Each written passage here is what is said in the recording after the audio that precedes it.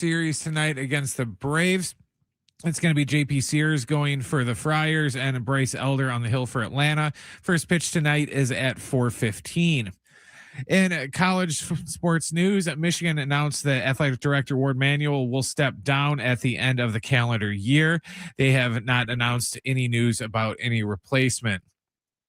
A failed truck can turn any drive into a rough ride. When it's time for repairs, Rock Auto makes finding the right part easy. Shop name brands at lower prices and have parts shipped directly to your door. All the parts your car will ever need, Rock Auto.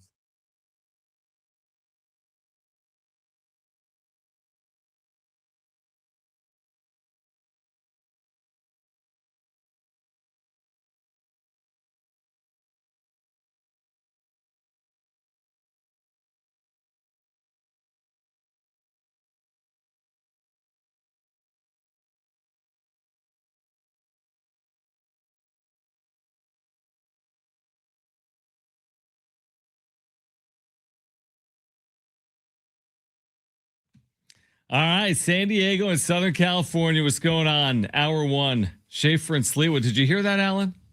Did you hear that? So technically, I called 6-4. It was the third place game that I called 6-4 on. I remember we were talking about that, and I forgot exactly who said what, but I remember hearing 6-4 as well. And then we had that, to your point, this weekend. And then we did have Spain over Argentina, 1-0. In the World Cup final. Oh, yeah. And now we actually have the return of Major League Soccer this week as well. And Darren Smith with more on all of that will join us coming up at 5 p.m. I hope you're doing well, my friend. We said it was a critical week coming up for the Padres. Little did we know they'd lose a series but gain ground in the National League wildcard race, and that's what played out over the last 3 days. They're so strategic. That's one of the things I love about this team right now is what they're not trying – John, this is what they don't want to do. What they don't want to do is – it's a long road trip. They don't want to – who needs 2 out of 3 from the Royals so you can cut this deficit down to 1.5 in the wild card when you could just lose 2 or 3 to one of the worst teams in Major League Baseball but still gain some crown? Very strategic are the San Diego Padres. Really believe in what they're building here. A couple of things, Alan. We get this developing story within the hour. Miguel Andújar, who's been one of the better hitters for the Padres. I don't know if it's saying anything or not. They haven't been a good offense, but – he's out with a fractured wrist. The latest reporting from AJ Cassavell, and Kevin Acee will join us at 3:30, is that they expect him back in August. It is not a season ender. He won't even be casted. He'll be splinted, but he is going to miss weeks, and he's been placed on the IL.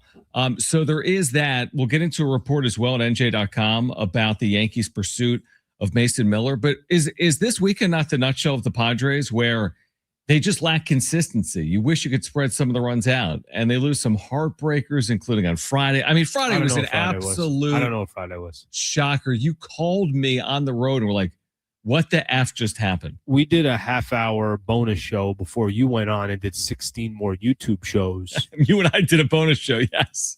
My God. I mean, but that kind of says it all. Friday night, and listen, however you want to characterize this weekend, it was a failure, period. And there's no other way to put it. And the Andujar thing is just somebody had put in the YouTube chat, when it rains, it pours. We'll go through the list. This is kind of a mind-boggling list of how many injuries the Padres have had this year. But Friday night, brother, you want to talk about just sheer and utter meltdown, frustration, first game back from the All-Star break. This is when you turn it on. It's really, really tough to swallow. And I honestly don't even care what they did yesterday, 19 runs. I'm like, of course you're putting up 19 runs when basically all you can get is 1 W for it. But this weekend was a really, really tough series to swallow. But hasn't this season been a tough season to swallow as well? We've had plenty of those moments, and I guess it's kind of going as script so far.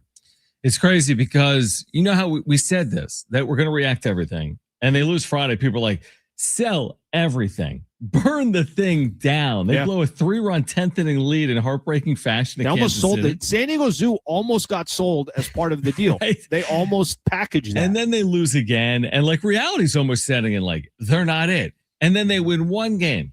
And a complete laugher. They've had so few of them. Truthfully, they hadn't scored more than 10 runs in the game. They scored 19 yesterday. Jackson Merrill, thankfully, a couple of home runs. Ty France has been very good. a couple of home runs. And all of a sudden you look up, you're like, isn't it interesting, Alan, that despite their struggles, they are under 500. The trade deadline is approaching. They're 2.5 games out of a playoff spot. What am I supposed to make of this? What I can help you. Oh, yeah. I can help you. No, this please do.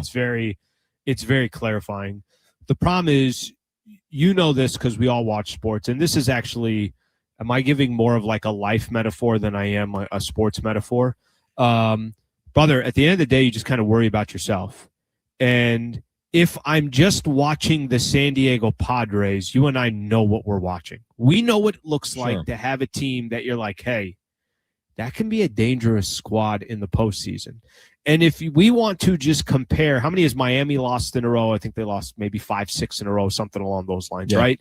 If we want to just start looking at other teams that are struggling, or other teams that have a negative run differential, or other teams that have kind of been one of the more surprises in the NL, and that's what we want to compare ourselves to, then I don't really think we have much to compare ourselves to.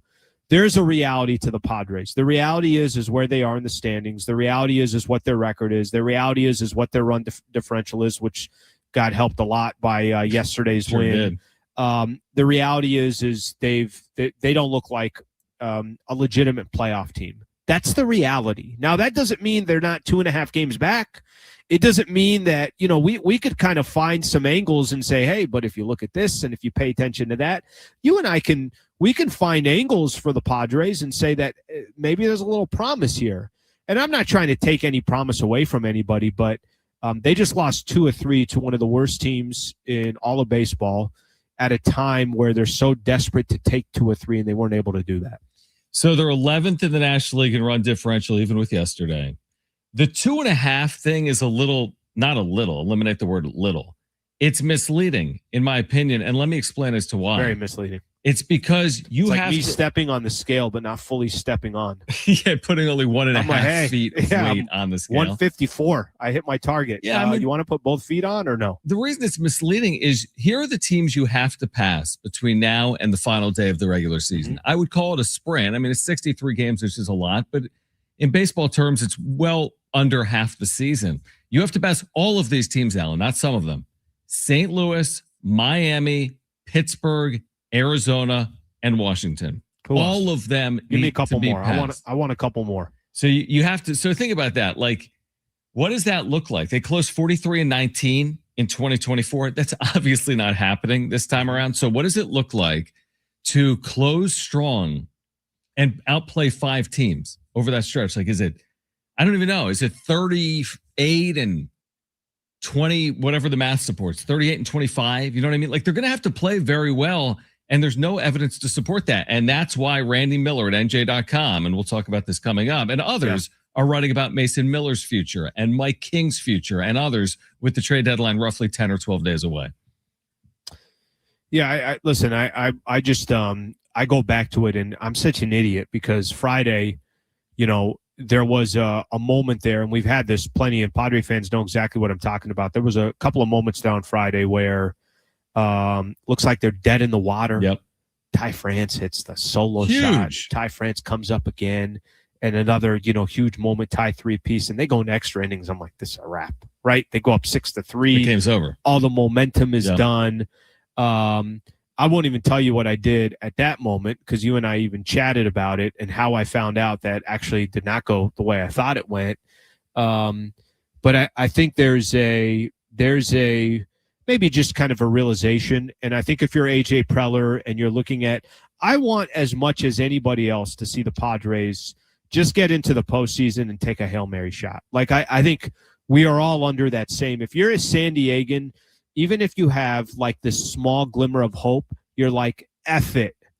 I'll just take my chance because I don't know when the Padres will make another postseason run. I don't know what new ownership's going to look like. I don't know how much worse the talent is going to get based off of the contracts that are currently on this Padres roster and as they get older and older. But it's there's, like you just said, you got to jump this many teams. This 4-game set against Atlanta, and I think Atlanta, I'm just imagining, and I know Atlanta's not playing their best baseball, and I know most of their Most of their success came a little bit earlier, but I got to imagine they also are looking for a little bit of payback of that series in San Diego. So crazy, dude, because what did we say? I mean, you said this, and I think you're going to be right. You said they're going to go 5-5, or they're going to go 6-4, or they're going to go 4-6. And guess what? That's probably what they're going to do. Maybe not. I mean, we'll see. I mean, it could go south, but I mean, there's a very decent chance they're going to, in the next 7 games, win 3 of them, or in the next 7 games, win 4 of them, because that's how the sport typically works. And maybe they don't. You're right. But we're going to be saying the exact same thing. It's a bad thing to say because nobody knows who they are. Because if they do give you some more hope, hey, they went 4-3 against Atlanta and Miami, which means a 5-5 trip. And they're a game and a half out, Alan. And there's still 50-something games to play. And the trade deadline is approaching. What do you do with that? What I do with it is I'm left with more questions. I just want to know who they are as quickly as possible. So either go win the next 5 games or go lose 4 of the next 5 games. I need to know who they are before the trade deadline, before AJ Preller and company make some massive mistake to conclude 2026. I don't know if they'll make a massive mistake because I don't think they're going to go big one way or the other. And I could be wrong there, but even 2023, they didn't go big one way or the other, but they held on to Snell and Hader.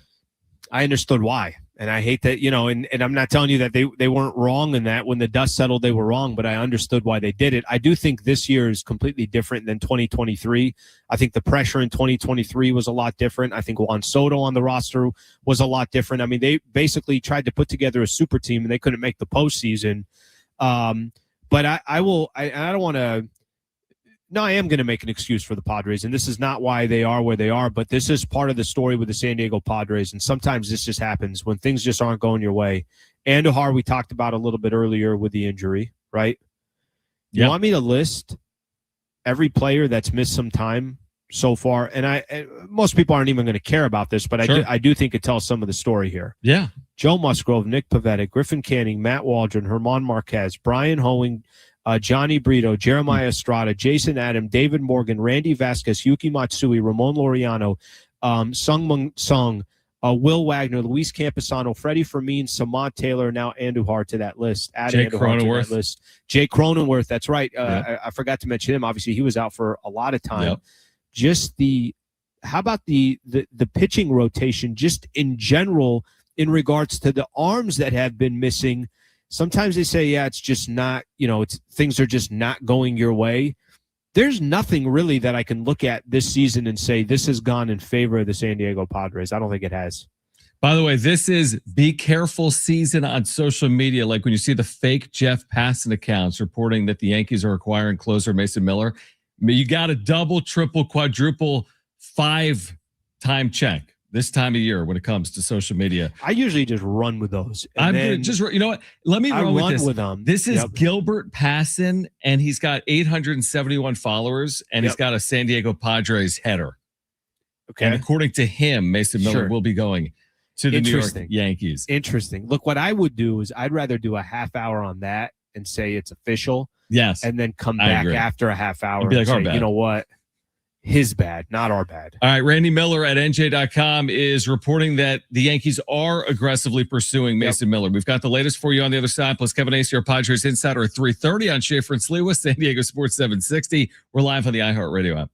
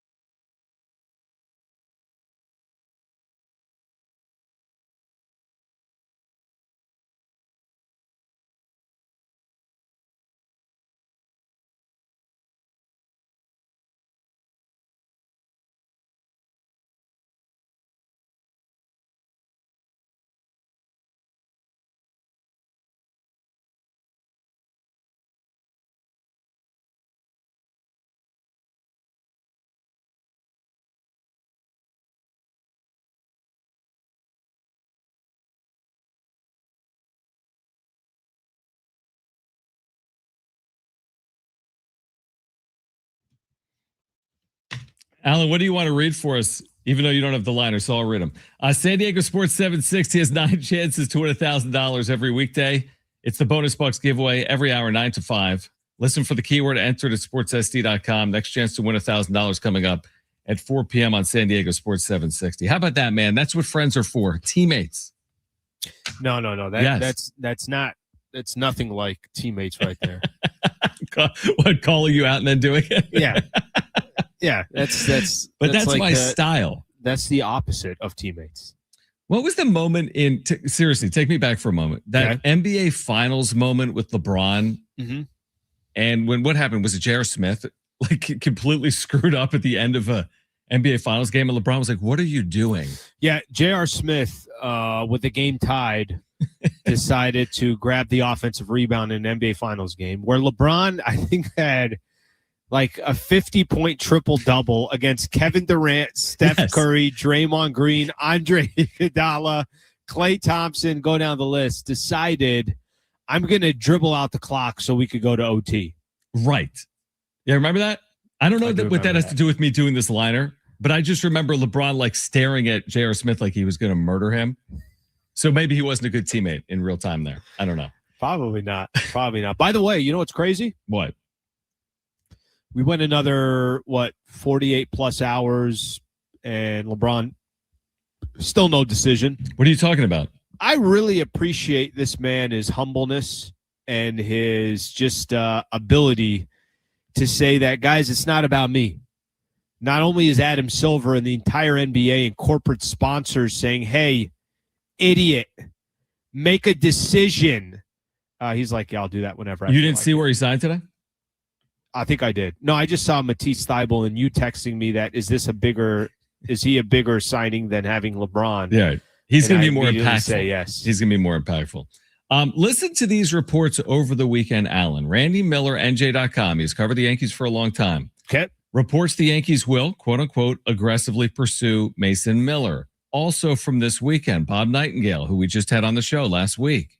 Rival executives are convinced the Padres will move Mason Miller. Those are two reports from credentialed media members, one of which has covered the Yankees for forever. The other has covered baseball for forever. That's where we are right now, 49-50. A lot to gain potentially in a trade of Mason Miller because there's going to be multiple bidders. Made this point last night on a wrap-up show. When you sell your house, you want multiple bidders. Maybe you get another $100K. All of a sudden, you're going to move it. You didn't want to move it, but now you got to move it. Is that what the Padres might find themselves in? A situation where there's a lot of interest. They don't have to move them, but they end up moving them because they can maximize the return. Let me stay with the house. I love the housing analogy. Okay, I love it, and yeah. I think those are good analogies. But here's what I think you're forgetting: the context to add. You potentially overpaid for a house a year ago, right? And you kind of threw everybody off, and you didn't really care what the price was. And people might have been telling you, like, hey, I know you really want this unbelievable home. It's a beautiful home. It's an amazing home. But are you sure this home makes sense for you right now? And you said, I don't care. I'm paying $200 over asking price, and I'm getting that home. Right. And then a year later, you're like, hey, I have multiple offers for this house. Granted, it's for $100 less than I paid for it, but I do have multiple offers for this house. When the dust settles, I think people are going to say, well, why the hell did you buy this house to begin with? And I think that would be the best way that I can describe the Mason Miller piece of it. I understand that they could potentially get, a high price for it and everything else, but I get the position that the Padres are in. I'll go back to something Kevin Acee said. I think Acee at 3:30, right? Yep. 7 I'll go back to something Acee said last week that, and we'll let him, clarify some of his stuff from last week. But I think he said, like, what an utter failure if you end up trading Mason Miller a year later. Like, it just, and I think you and I, there's been a similar theme here. You're going to tell me in the span of 1 year, you moved the biggest piece you had in the farm system that many believe, and we'll see what happens, can be a real deal player in the major leagues for years to come, to trade for a closer, and that closer only gets to be a part of a playoff run where it's a wild card and out against the Chicago Cubs, and he's gone, and now you'll get, maybe it's not pennies on the dollar, but let's just say it's 80 cents to the dollar. I still think that's significant. I don't know how it's going to play out, but it just seems like this franchise is all over the place right now. I agree. The question becomes, are you getting 80 cents on the dollar? And if so, that's definitely a bad transaction. Or are you somehow getting 100 cents on the dollar? We won't necessarily know if they make that trade this July or August or not. By the way, John Heyman also reporting that the Yankees are in on Mason Miller if he will be made available. That within the last 2 hours. John Heyman reporting the Yankees are in on Mason Miller if he will be made available. As in, he's not currently. It's not like he's going to be traded today. He won't. I really believe AJ Preller will wait this out. At 49 and 50, you want a determination on who you are. I don't know if he'll have one in 10 days, but I do believe he will wait this out. There's no reason to trade Mason Miller today. I'd wait on it too before making a final decision. What can change? Like what? I mean, their play. I'm trying to understand what in 10 days you've seen a lot. You think a lot can change? I mean, they had an 8-game losing streak. Yeah, I don't think the identity of this team is going to change in 10 days. Yeah, I mean, if they go 0-8, though. Yeah, I'll go back to it. I don't think the identity of this team is going to change in 10 days. I think record is one thing, but I think who they are is who they are. So I think, let's put it this way. Let's say they went 6-2. Is this team that much different than the team that we're watching today? Like, I think, this is something that we've sat with for so long towards the beginning of the season. It's like you need a bigger sample size. You need a bigger sample size. Yep. You need a bigger sample size. And by the way, I'm not even here advocating one way or the other at the moment. I'm just telling you that I think we know what the team is. And I think anybody that needs 10 more games or 10 more days to identify what this team is, I got plenty of footage. I got plenty of box scores that I could send your way. I got plenty of game highlights that I can show you that tells you who this team is. True, but I'll tell you right now. Tell me you disagree with this. They go 6-2 the next 8 games. Mason Miller ain't going anywhere. Nowhere. I disagree. I think if they're actually considering trading him today and looking at all these offers and truly believe that, hey, there are some offers out there where we can recoup whatever that we lost, I don't think you make a determination of trading a guy like Mason Miller going on an 8-game stretch in the middle of July. Like, I think you go 6-2 though. You're like in a playoff spot. But just again, I'll go back to it. Okay, let's say they went 6-2 and they are now 3 over. They are now 3 over, and they are within a game of a wild card spot. That 6-2 stretch is going to tell you that Mason Miller, by far the biggest piece that you have, that now is going to tell you I'm trading him or I'm not. I just hold on to him then. Well, that's what I think they would do. That's ultimately what I think they would do. But I guess maybe the way I'm interpreting it is this. As long as I'm not interpreting it as, hey, they're 6-2 over this 8-game stretch, they could be a headache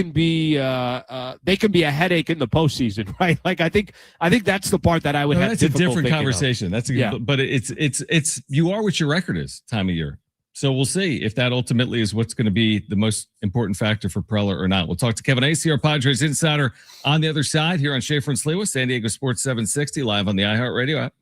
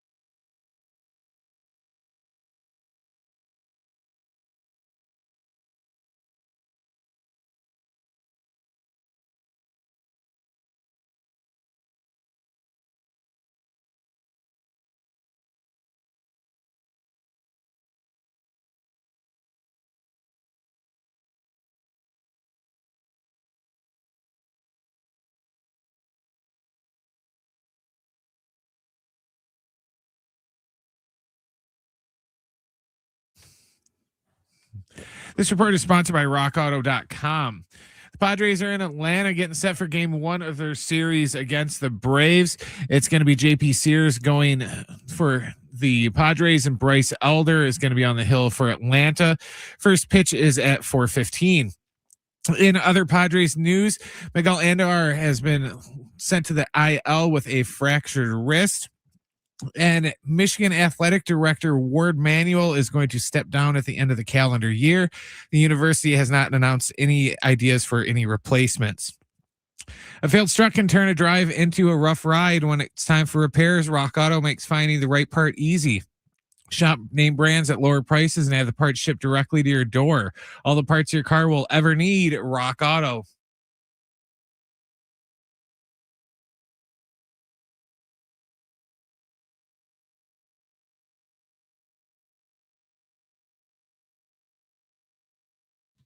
All right, let's start there. Brent just mentioned it during the update. Kevin reporting on it. Miguel Andújar to the IL with the fractured wrist.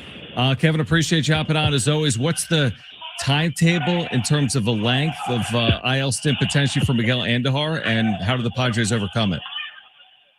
Well, I guess they left Kansas City thinking that they knew there was a fracture by the time they left, but they left thinking that it was possible that he could play. But, it was going to be a pain tolerance thing, and how did it react?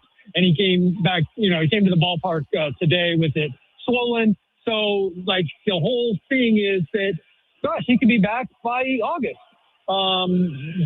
That's the preliminary, but there's really not any way to tell. But they really do believe that it's not season ending. But it's like a big blow, right? This guy had the potential to be really hot. And, they can use that.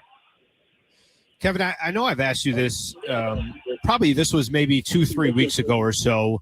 How much do you think these injuries have played into account of where the Padres are sitting today? And I think the last time we chatted, I think you had more of a theme of but I don't want to make that an excuse. And I'm not trying to make it an excuse, but as you look at them today, 49-50, how much it feels like there's always something, and it's multiple players. Just how much of an impact do you think that's had? Yeah, this is what happens it's one of the things, right? In addition to losing 3-run leads in the 10th inning and losing games like that, little injuries and, or big injuries, whatever. I didn't want to make Ramon Laureano and some relievers a reason, but you can't, entirely discount them either. And now during this really important time, you lose one of your main offensive weapons. I don't want to overplay Miguel Andújar. He had every potential to go cold as much as he did to go hot. So, he has hit righties better than lefties. They keep talking about him being, the guy against lefties. He hasn't done very well. He has been a good addition, but, again, I think we have the same spirit of the idea about this with the injuries. They're a thing, but that is not going to be my number one issue when I do the autopsy on this team. Now, you can tell me I'm foolish because you go back to the beginning of the season when you anticipated having Joe Musgrove and you anticipated having Nick Pivetta. Okay, yep, I'm still there with you, but there's just been a lot of underperformance. Kevin Acee is our Padres insider. He's in Atlanta. Padres-Braves game 1 coming up within the hour. Kevin, on one hand, the Padres gain ground in the wild card standings this weekend. On the other hand, they lose a series to Kansas City. And again, they've been good against bad teams this year, but they weren't this weekend. As we sit here today, do you see them more likely to be a buyer or a seller as we sit here today? They very much want to be a buyer. Gaining a game tells them that it's possible. The fact that had they won one of the other 2 games, they'd be a game and a half back. Had they won both, and I know they lost 6-1 on Saturday, but if you watch the game, you know that there were several moments early on where they could have drastically changed the course of that game. So a sweep is not out of the possibility. They'd be a half a game back. But even just win one more of those games against the team that had the worst record in baseball when they got there, you're a game and a half back. This is possible. The issue, as it has been, is how are the Padres playing. So in addition, of course, like if they split this series, but somehow by Thursday, they're now 5.5 back or 4.5 back, well, that's a whole different thing. If they split this and they somehow gain the game, how in the world, even though they're not playing great, how in the world are you a seller? All these things. You don't have time for me to list all the reasons that they should be buyers. But the fact is, like, they're not very good.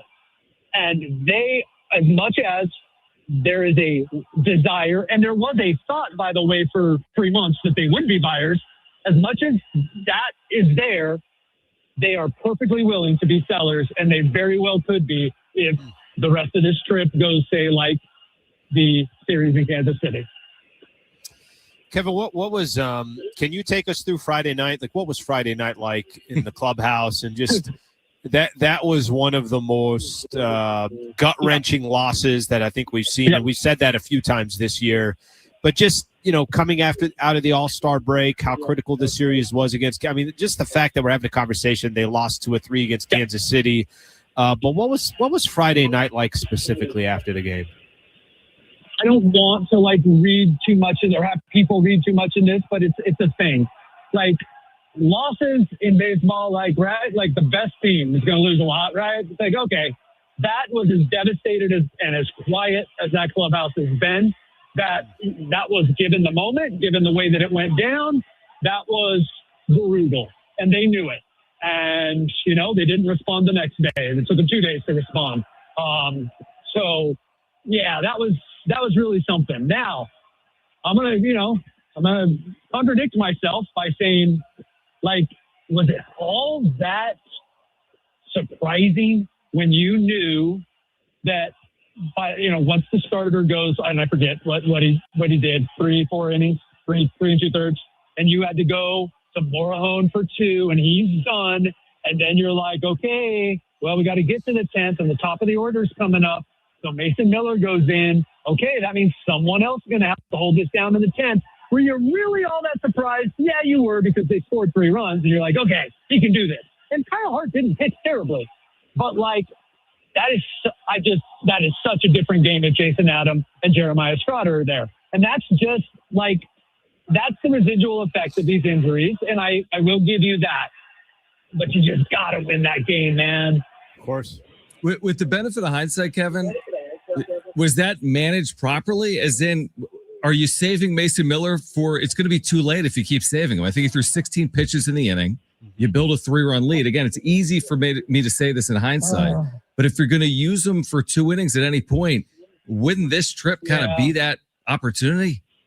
He was gassed. He was gassed.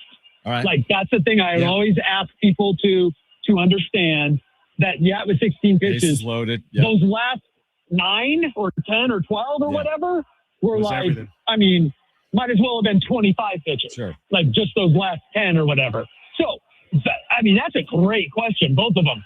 Should he have been there in the 9th? And I think I explained, you got to get to the 10th, and you're facing the top of the order. And you have the possibility that Mason's going to give you 2 innings, or at least go out and with that guy on second, get that first out for you in the 10th. But then, uncharacteristically, Mason runs into trouble, and he throws his heart out. It was amazing what he did, but he did not have it to go back out there in the 10th. And at that point, you got to use him. On the other hand, we don't think we should use him right now. You don't push it in that moment. Kevin, I'm going to play out a best case scenario. Look at me. I'm trying to be optimistic here and everything else. Let's say they, before the trade deadline, they find themselves right in the mix. Let's say they're a game and a half out of the wild card. They went 6-2, 5-3, something along those lines over this handful of games. What will be and they decide, okay, we're close enough. Let's go try to buy. Can you give me just the priorities and what it would look like in the open market of what they'd be adding in regards to, not a name or anything, just specific positions of, hey, this should be the priorities? Well, one of the things, it's starting pitcher, and I think it's only one, because you also, I think, have to add a bat and a reliever. but I don't know this, but like it's starting pitcher for sure. And I think they add a starting pitcher because I don't know that they have enough innings to get through the season, whether they're a contender or not. But in terms of the quality of the starting pitcher, it is a top of the rotation guy. But here's why it's one. Because one of the things, in addition to monitoring the play on the field, they're monitoring what's going on at the Peoria Sports Complex with Nick Pivetta and Joe Musgrove. I've been told that they won't know, but they are evaluating that to see, do we have a reasonable amount of confidence that one or both of these guys are going to come back and be able to give us what we need from them as a number 3 or whatever, right? You got Michael King number 2 or number 1, whatever. Is one of those guys, do we have them basically? That's the decision that needs to be made before 2 weeks from today, is where are Pivetta and Musgrove? Now, of course, a little bit that's going to be, obviously, all of it's going to be projecting because they're, at best, they will have just started a rehab assignment. So, but that is huge. In terms of them watching them throw live batting practice this week, maybe another live batting practice / sim game, and then maybe the end of next week, beginning of the following week, it is a rehab assignment. So, there's a lot that goes into that. But I wanted, because when I say just one starting pitcher, you're probably going, wait, what? You need more than that. Yes, you do. But I don't know that you can afford it. And so you need Nick and or Joe. Kevin, appreciate you taking time for us. Obviously, a busy time of year. We'll do it again on Wednesday from where you are right now in Atlanta, Georgia. So thanks for doing it. We're at only 5 more times to talk about the trade deadline. I know. Oh, my gosh. Okay. I know. All right. Thanks, Kevin.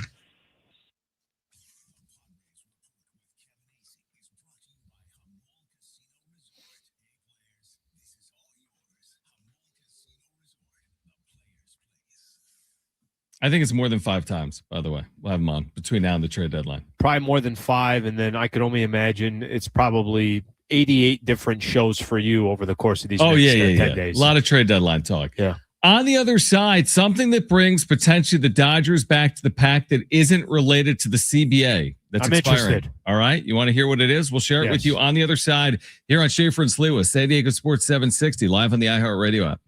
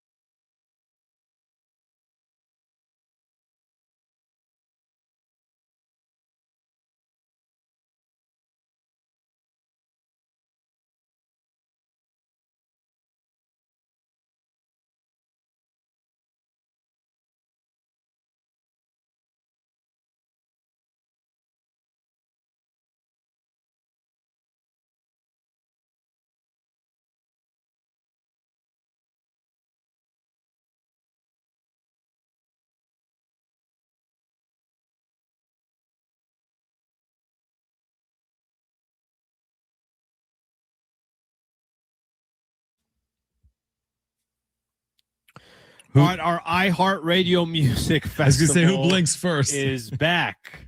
Live performances by the Goo Goo Dolls, Kenny Chesney, Lainey Wilson, Snoop Dogg, Weezer, and more, September 18th and 19th at T-Mobile Arena in Las Vegas. 2 nights, 1 stage. Now's your chance to buy tickets at AXS.com. Go get them now before they sell out. Next time, Brent said we should do it in unison, like synchronized swimming. We should read the words at the exact same time. 3, 2, 1. Our iHeartRadio Music Festival is back. How terrible would that be? That'd be terrible. Okay, hey, wasn't quite the harmony I thought it would be. Right. It was beautiful, honestly. The way John hit that last note. I had some time. I think our break was about 4.5 minutes. I reflected a lot about our conversation with Kevin Acee. Okay. What's your takeaway? I want to here's I'm going to ask you an honest question about these next couple of days for the Padres. Yeah. Okay? Listen, would you agree with this? Every freaking Padre fan wants to see this team in the postseason. Of course. Nobody does not. And in a weird way, I think I think we're even a little too extreme on that. Almost, hey, whatever it takes. Right. Just get to the postseason. You never know what can happen from there. Here's the question that I think is my most honest assessment of this team. Is this a playoff team? Like, have you watched this season? Have you seen anything to say like, hey, I think this team can make some noise in the postseason? I get it's baseball and anything can happen, but I'm just asking you I'm asking you the question based on basically 100 games of watching this team. Would you say that this has the feel of it's a playoff team and they can make a little bit of noise? Yes or no? I mean, no on its face, obviously, but I also am old enough to remember, as you are, that I had this exact same conversation 2 years ago. And now it's different. I don't think I've said it repeatedly. I don't think they're going 43-19 either. But nobody did in real time when they were 50-50 because I lived through it. Nobody thought that was a World Series contending team until they were. I think this team is not that team. But it also would not shock me. Someone's going to be the 6th seed in the National League. Could be the Miami Marlins. I don't think the Padres are worse than the Miami Marlins, for example. We haven't even seen them on field against each other. So it's not about what I think. It's about what the evidence suggests. And the evidence suggests the team could make the postseason with 83 wins, which has happened as recently as last year. And I don't know if that's my question then. But in baseball also, it's like you have to recognize, in my opinion, Arizona made the World Series with 84 wins. Mm-hmm. So that's the part of baseball where it's not the NBA, where it's like the Kings as a 9 seed ain't winning the NBA Finals. But the Phillies as a 6 seed, when they beat the Padres in 2022 or whatever their seed was, also won 85 games that year. I'll just say this. They don't look like a playoff team. And it doesn't mean you can't make the playoffs at 83 or 84 wins. But when I ask the question of, do you think they can make some noise in the postseason? There's been no indication for me this year that tells me that they can. I'm not telling you to pull the plug, but I'm just saying that if we're all just being honest, every single day that you watch the San Diego Padres and you see some other teams out there that clearly are in the playoff picture, and we're basically fighting over the final wild card spot. That's what the Padres are fighting. 100%. They're not fighting over anything different than they were fighting over a year ago. Granted, a year ago, I thought their upside looked a lot different.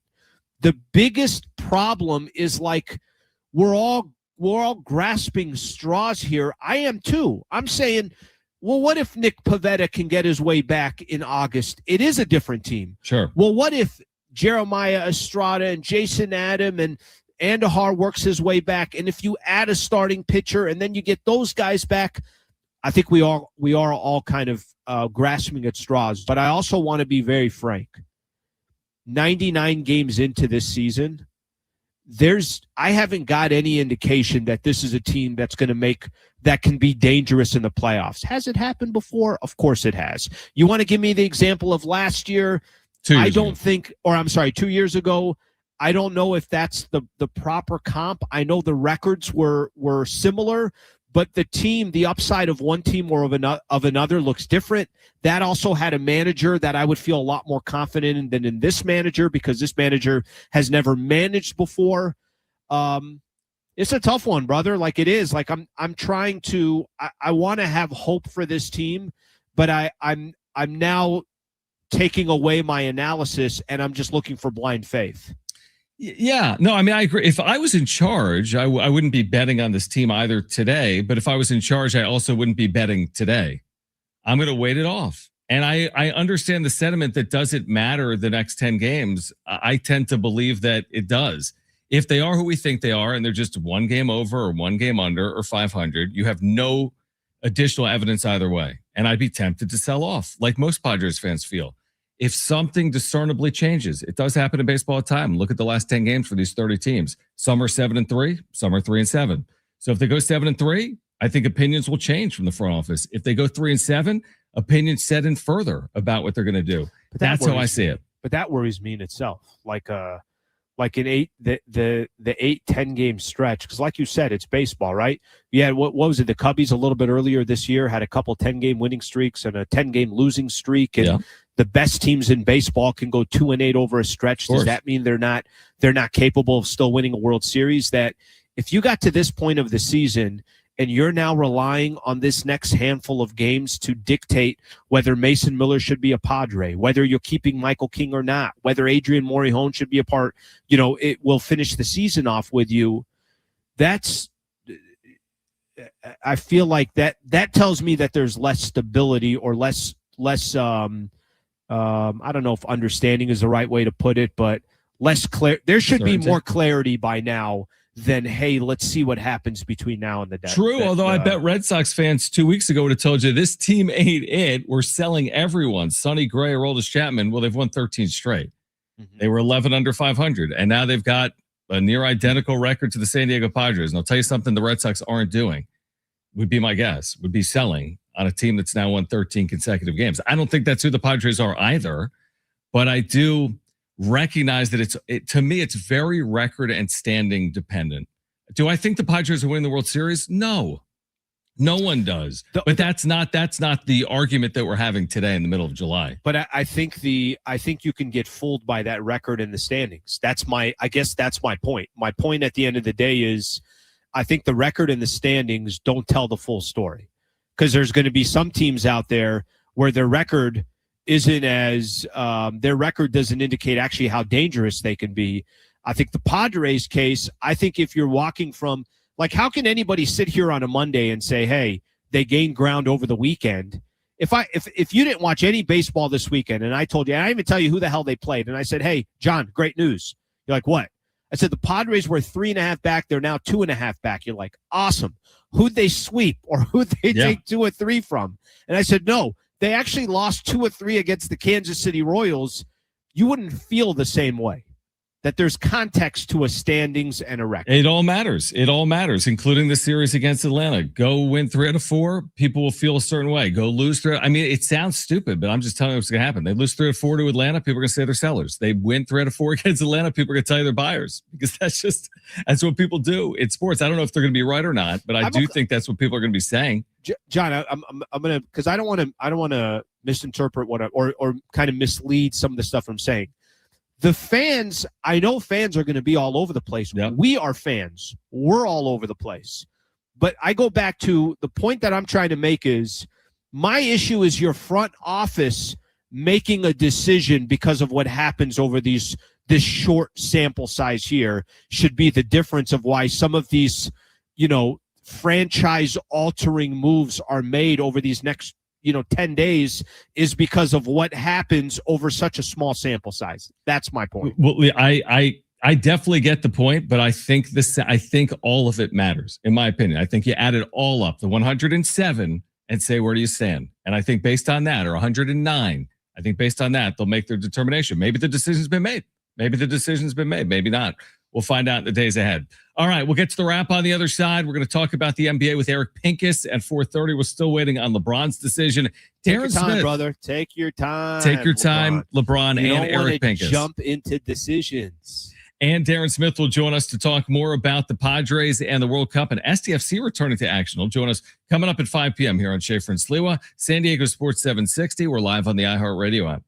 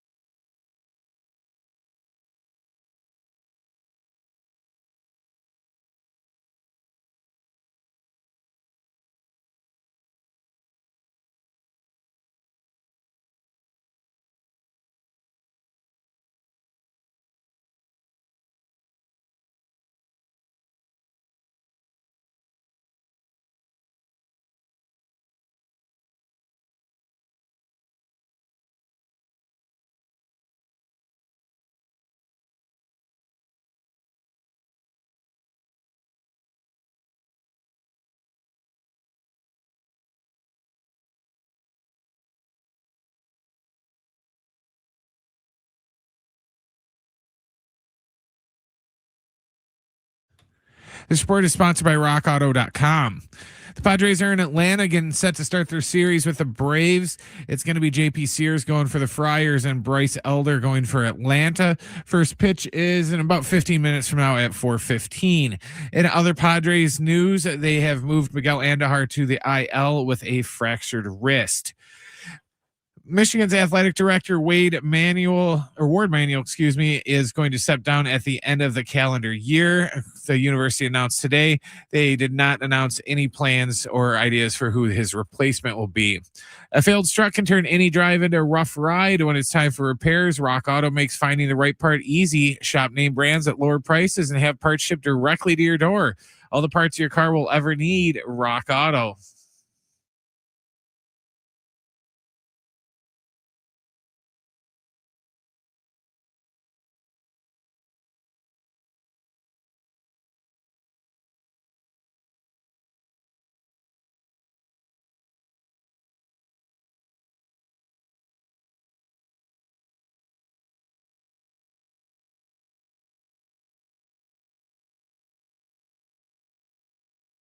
All right, hour 2 here of Schaefer and Sliwa on this Monday afternoon. Eric Pincus covers the NBA. He'll join us coming up at 4:30. We're waiting on LeBron. Could be any moment, Alan.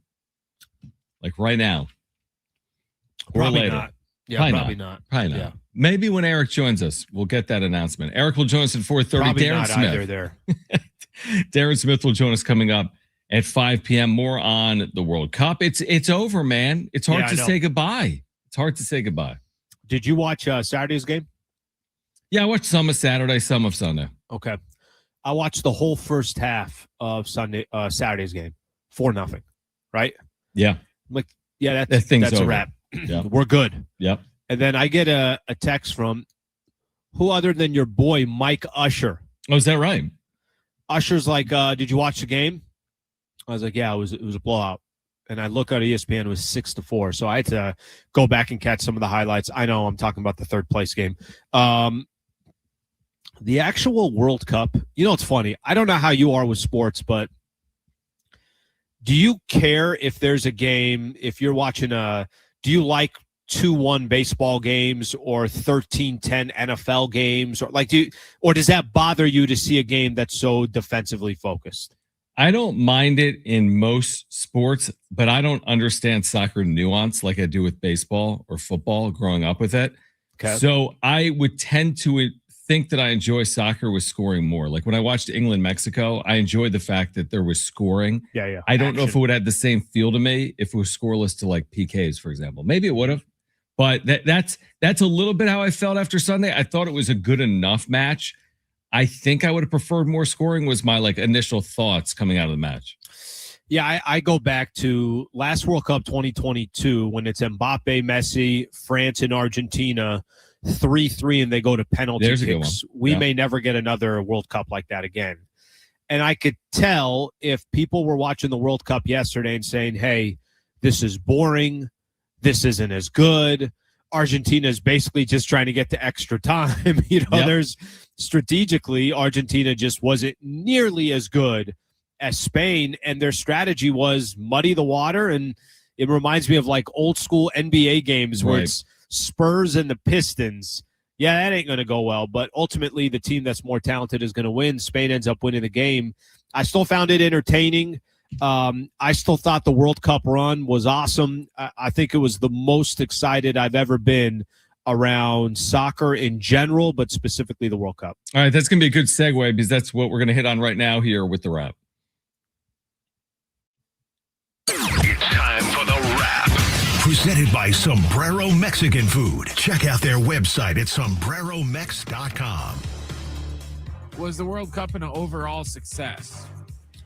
I think it was. Listen, I don't think I'm the only one. I think a lot of people are walking away from this World Cup. Even, John, it doesn't mean they have to go become English Premier League fans. I hope they become MLS fans and SDFC fans and support a local MLS team that's here and gets back in action coming up on Wednesday. But I thought it was wildly successful. I think, the States, it wasn't even just about the USA. I think a lot of people were watching from the start. It was different now, all the different countries that were involved. Probably in 2030, when it starts up again, you're probably going to have 64 countries involved. I thought it was an overall success. I agree with you. I thought it was very well done. I thought it was intriguing. I really did. I thought there were great storylines and great stories that played out. I think America was into it. I really do. And we'll see what it does mean for leagues like Major League Soccer or interest of the sport moving forward in the country. I think overall it's a positive for a sport like Major League Soccer. And I do miss it, and I will miss it. And I'm looking forward to it coming back, although it's going to be a few years. Next question. Can you make a case that the Padres had a good weekend despite losing the series to the Royals? I can't. You know, I know people can look at, well, they gained some ground in the wild card race. I'm just paying attention to the Padres. That's it. You lose 2 or 3 to the Kansas City Royals and lose in the fashion they did on Friday. Friday was one of, and again, I know in an 162-game set, we could say this 10 times a year. That was one of the worst losses I've ever seen. I think Friday, for me, it had more to do. It's the first game back from the All-Star break. Saturday, they completely laid an egg. Yeah, they had some opportunities. They still lost 6-1. And I don't care that they scored 19 runs yesterday, unless they're able to kind of keep that momentum in this series against Atlanta. I cannot find a way to make a case that there was any success behind it. Yeah, no, I don't think it was great. I really don't. I think it's just happenstance that they moved to within 2.5 games of a wild card spot.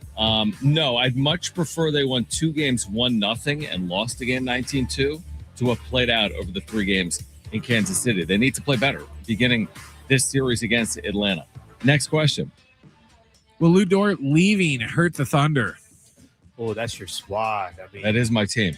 Well, and you got the Clippers too, so I don't know which and the team. Pacers. You got the Pacers as well, and right. I think and my son likes Jalen Brunson. A lot of options there in the Schaefer household. Yeah. I think Lou Dort, I don't think it's as big of a loss as maybe people think. And I like Lou Dort. I mean, listen, he's your starting shooting guard for the Oklahoma City Thunder. I mean, obviously, he's helped you win an NBA championship. He's been there for a while. They just got so much in the pipeline. And I remember watching Cason Wallace in that series against the San Antonio Spurs in Game 7. And Cason Wallace was phenomenal. And he was one of the only players that was fearless. And he was one of the players that played 30-plus minutes. They got guys.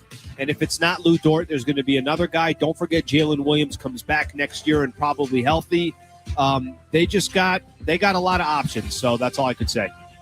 Yeah, I thought he was a very good player, and I think he is a very good player. But obviously basketball is different than baseball in terms of how you're able to operate a team and what the cap means in a sport like the NBA. Oklahoma City, you trust to figure it out because they're so well run, and they still have their lead horses, obviously, available to them. But listen, I mean, the Western Conference is highly competitive, so I don't see it as an overall positive, but I still trust in OKC to find their way to a Western Conference final. Do you know, they saved, I think it's like over $200 million or something like that based off of the changes that they made. But I love what you just said. You always give certain teams, franchises, front offices, some of them always either get the benefit of the doubt or they don't. If the Sacramento Kings make a move, I'm like, that must be idiotic.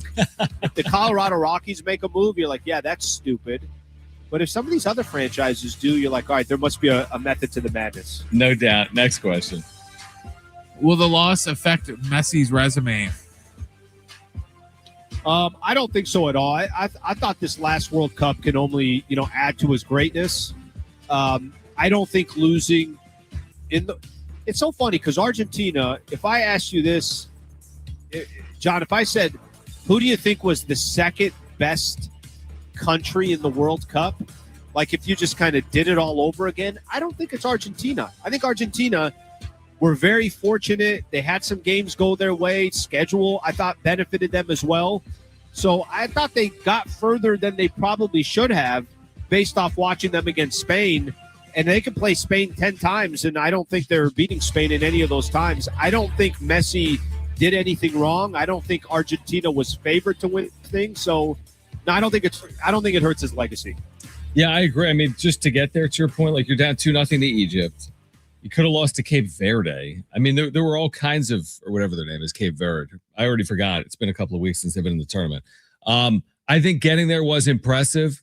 He's all right. For me, he's as good as they come in this sport. I mean, I've never seen someone better than Messi. I'm sure that's an arguable statement moving forward, but this guy's unbelievable. He didn't need it. He's already got a World Cup, so he didn't need a second. Does it cement it? Maybe, but I think he is so far and away the best player in the world in our lifetimes that he didn't need it to be known as like the greatest of all time in soccer, in my opinion. Yeah, I'm trying to think here. It's like, well, if LeBron won another one, right? Does that, if LeBron got to the finals and lost, does that hurt his legacy? I don't think it does.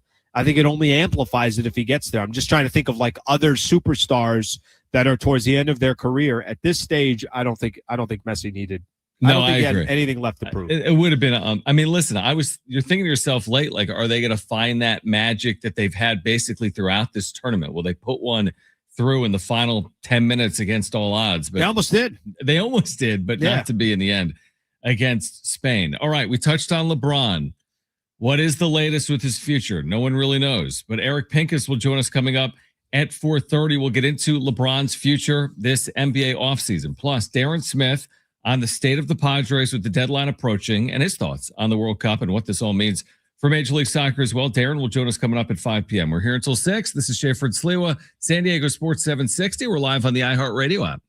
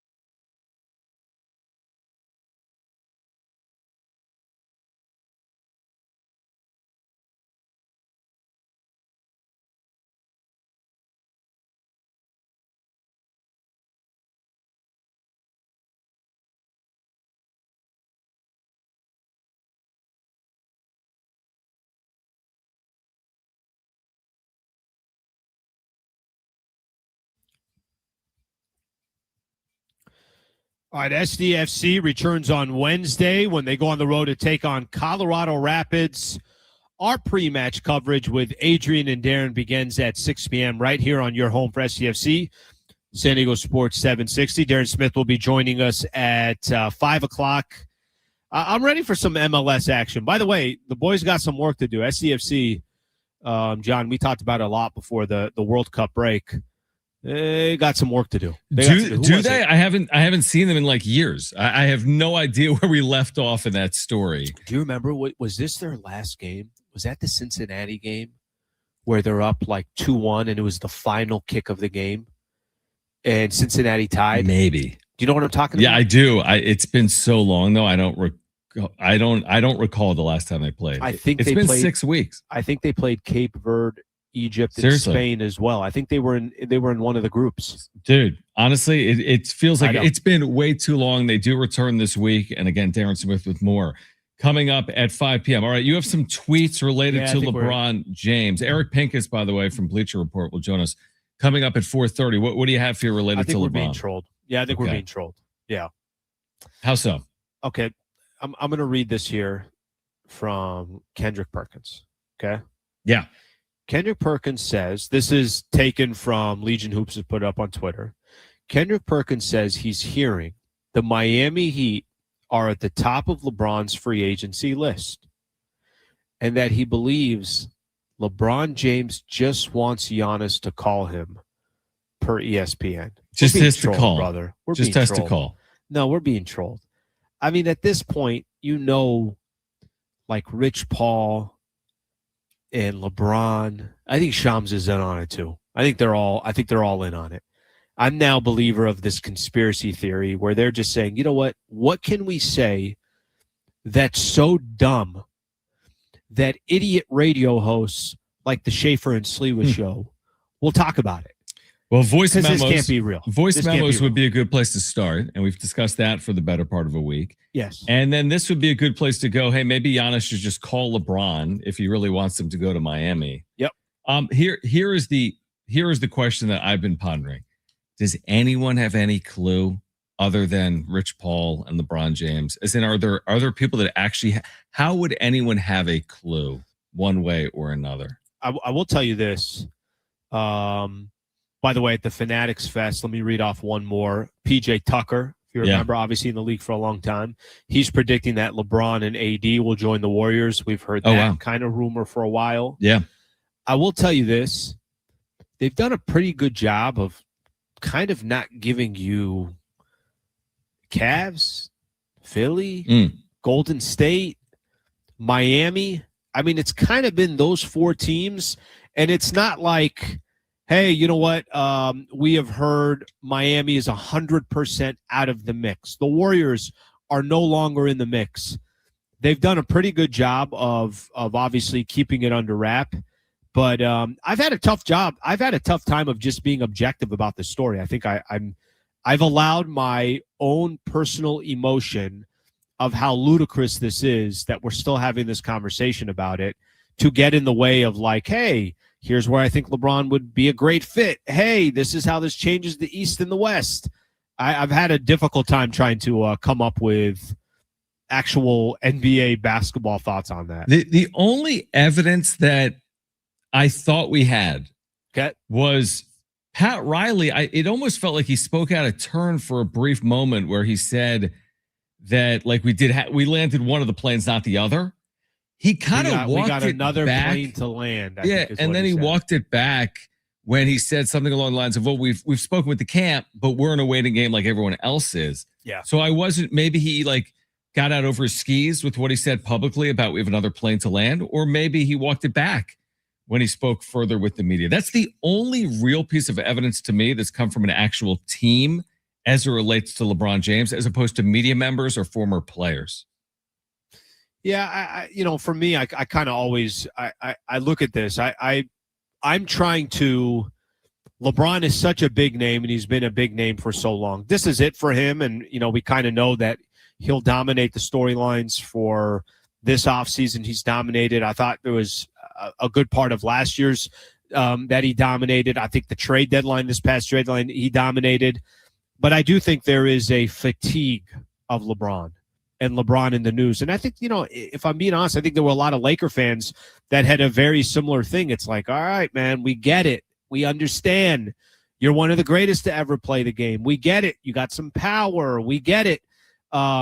You can help kind of change the scope of a franchise, but I think there's definitely fatigue on the LeBron stuff. Yeah, on one hand, like I credit the NBA, even though Adam Silver's like, yo, make a decision. I need to finalize the TV schedule. I don't think the NBA is crazy about this. But I do think that you're getting this, what we always say about the NFL, it's a year-round sport. I feel like we're getting closer there with the NBA because now it's July 20th.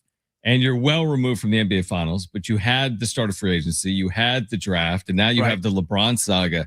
It's like you're not really hitting the dull moments of an offseason until maybe August, and then all of a sudden you ramp it back up at some point in September or October. So it does feel like, if nothing else, this story is making it more of like a 52-week year for the NBA as it plays out. I don't know if that's good or not. I was just going to say, I wonder right now if you ask people, if you went up, Brent, I'll ask you this question. If I say, hey, what do you make of this LeBron decision that he hasn't made yet? What are some of the first things that come to your mind?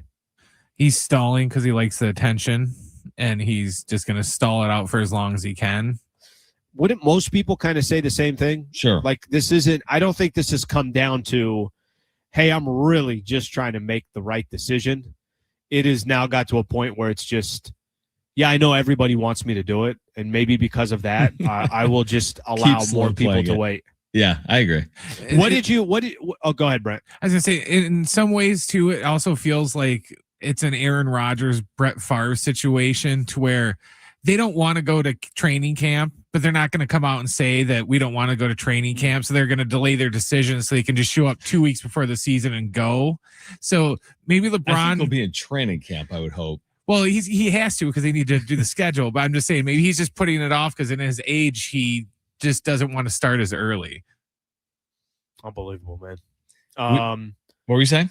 I was going to say you haven't. I was just shocked. We've gone almost an hour and a half. You still haven't mentioned anything about the Warriors Grizzlies summer league, the championship yesterday. What do you mean I haven't said anything? I've been podcasting on it. I got right off YouTube and went right to this show. Wow. I just spent 20 hours on it. Wow. You hate to see the state of the Grizzlies that you can't close out a game like that. I kind of hate big changes to see that. coming after that summer league. Oh, huge. Huge. I'm making massive. You don't want to go over that third apron in the summer league like the Grizzlies did and not get a title.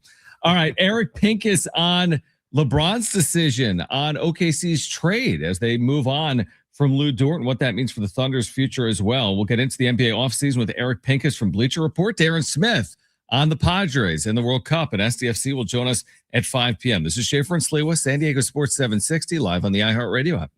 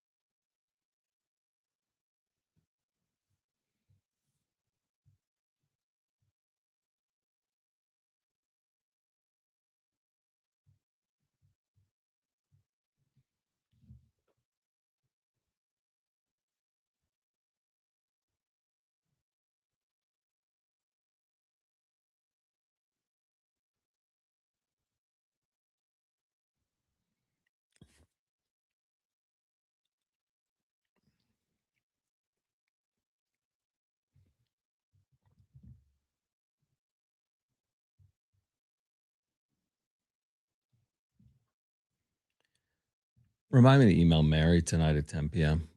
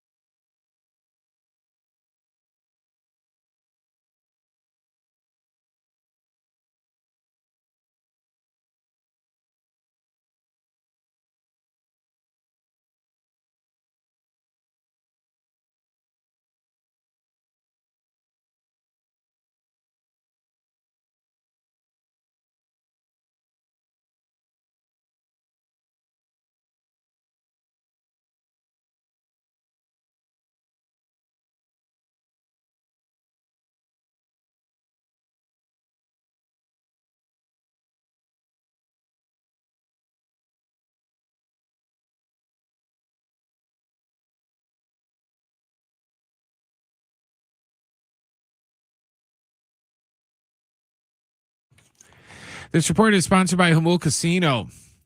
The Padres and Braves are they got game one of their series underway right now in Atlanta. It's JP Sears going for San Diego and Bryce Elder on the hill for Atlanta. Right now, they no score in the first inning. In other Padres news, Miguel Andújar has been moved to the IL with a fractured wrist. And in college news, Michigan Athletic Director Ward Manuel will step down at the end of the calendar year. No word on anything with his replacement. Make Sundays your summer escape at Jamul Casino Resort's Starlight Pool Parties. Enjoy rooftop views, live DJs, cocktails, cabanas, and poolside vibes all season long. Every Sunday from 11 a.m. to 7 p.m. at Jamul Casino Resort. All right, Darren Smith at 5 p.m. But back to this NBA offseason / LeBron conversation with Eric Pincus. He covers the NBA. He's a national NBA writer for Bleacher Report. He's with us right now on Schaefer and Sliwa. So, Eric, we appreciate you taking time for us here this afternoon. I think LeBron made the Lakers aware of his intentions to hit free agency or not. About return. a year and a half ago. Yeah, about a year and a half it's ago. Been forever. It's been 3+ weeks. I think it was June 29th or June 30th. How does this ultimately, what are we waiting on for this to ultimately resolve itself with LeBron? And thanks for hopping on. Oh, of course. I mean, it's really up to LeBron to make his decision what he wants to do. And that's up to LeBron. And what's the rush for LeBron, right? Like, he's going to go at his schedule. He's got all eyes on him. And he just, there's no reason for him to rush. So, yeah, give it a few, I don't know. Hopefully it'll be soon. But, you know, it could be another week, could be longer, but hopefully in the next few days. Eric, just based off of that, and we'll try to keep this more basketball related in regards to LeBron. Of all the teams that, you know, you've heard being rumored, whether it's Miami, let me see if I got these right. I know Miami we've heard, Cleveland, of course, Golden State, Philly's been mentioned. You've seen Minnesota's name come up. Of all those teams, if he just cares about trying to win an NBA championship and try to get his 5th NBA title, which of those organizations do you think would be the best fit for him? Well, I think you can argue the team that got as far as anyone else in the East would be the Cavs, right? Like, they faced the Knicks. They got beat pretty soundly. But you add LeBron to that mix, and it's still a very, very good team. I know that, you watch them lose, and it's like, oh, what they aren't. But you add LeBron to almost anything, and even at his age, he's pretty incredible. I don't think we know what Miami is yet because they gave up so much to get Giannis. You add LeBron to Giannis, it's just like, it's like fantasy, right? But I don't know. I'd be curious to see how it works. I would probably say Cleveland. I think Golden State has a real shot, but I don't think they have a real shot to win. In other words, a real shot to get LeBron.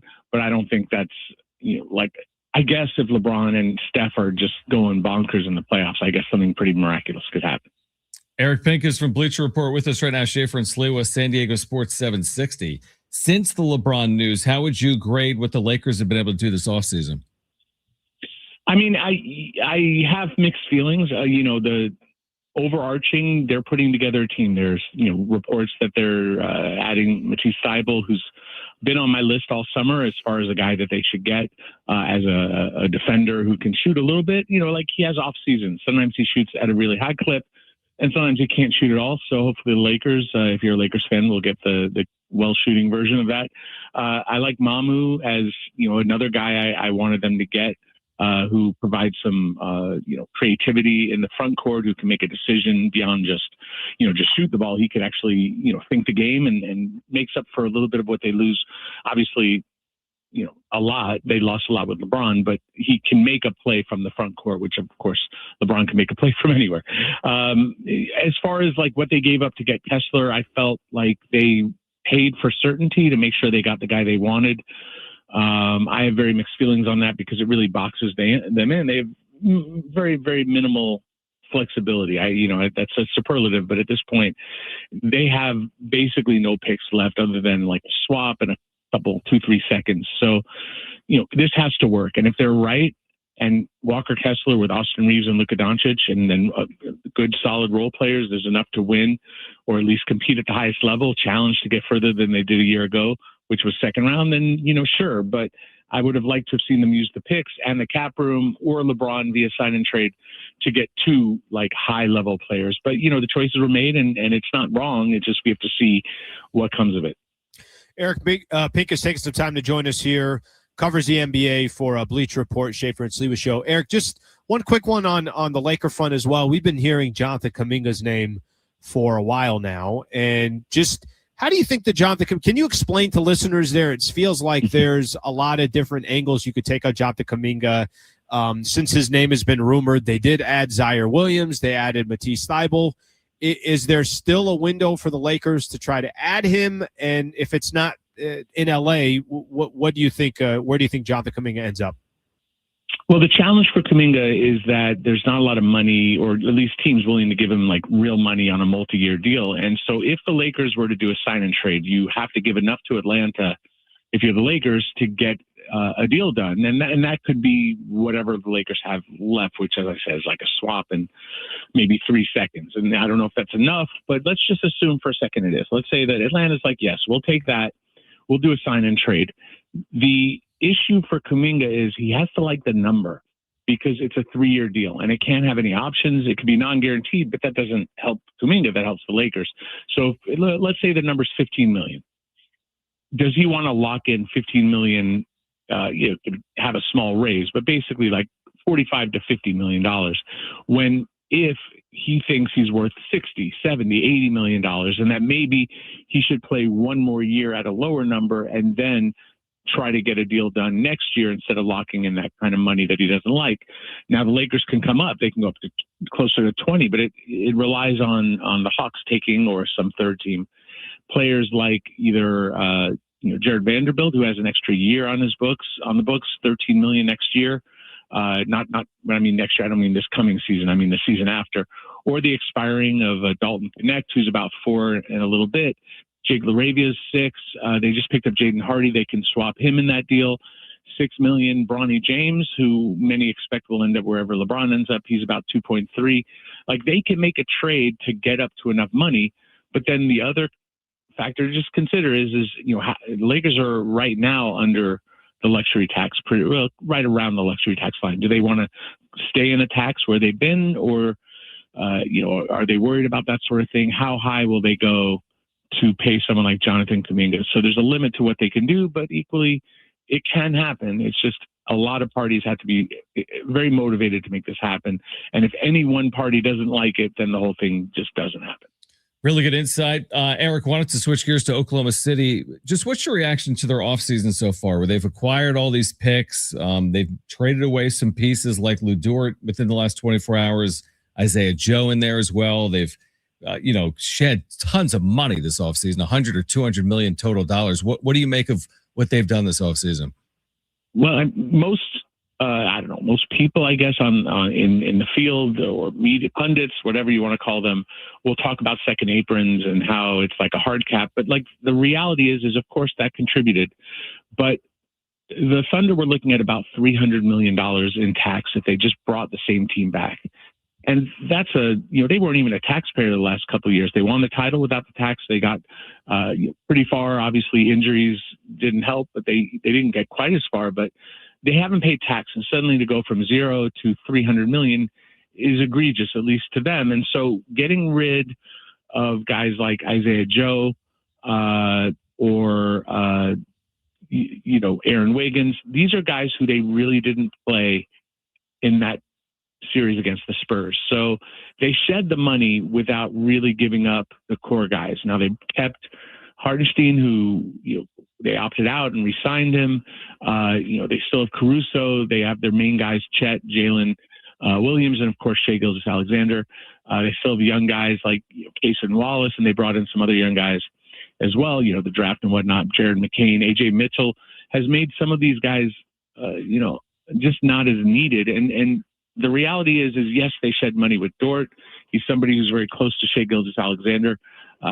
But Dort didn't play a lot in that San Antonio series. And when he did, the numbers weren't exactly favorable. It seemed like, or at least the numbers tell us, that the Thunder were better when he sat. So I think they did a soul search. They have so many picks. They have so many young guys that they felt like if they keep their core together, that they would be all right.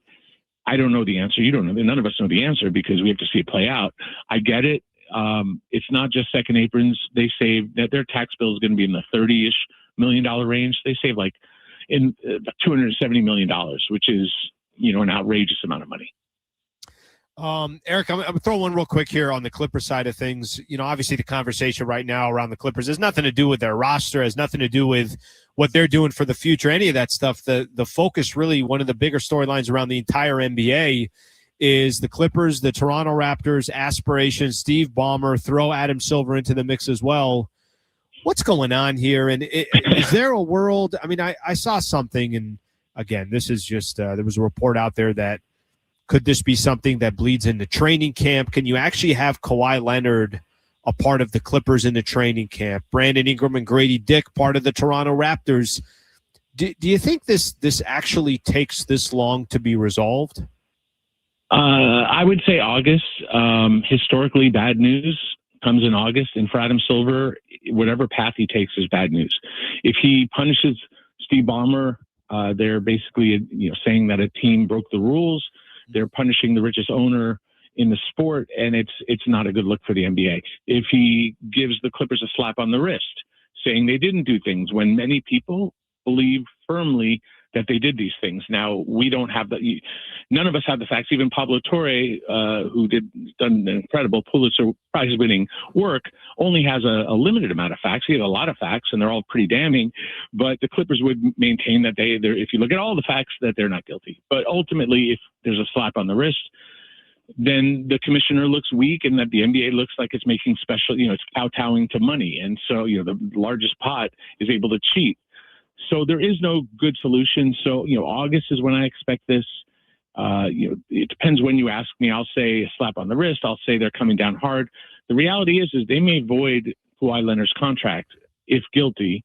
And it's really difficult to punish the Clippers and also not void the contract because it's all in the same part of the rules. And so, man, that would mean no Brandon Ingram. Me and Grady Dick also back to the Raptors. The 2 picks that were going to go to the Clippers don't come. They get docked. Whatever picks don't happen. They suddenly have $50 million come off their books, which actually puts them under the salary cap, which means they need to spend, and they could go after a Peyton Watson or some of these other players. But and you could say, oh well, that's not a punishment, but they would also lose a handful of picks on top of the 2 picks from the Raptors. They could lose 4, 5, 6, 7 picks, first round picks out of it. And it's extremely embarrassing for the Clippers. So, this is a morass. It's a mess. I would like resolution. LeBron will choose where he plays before this. I can't guarantee it, but I'm going to guarantee it.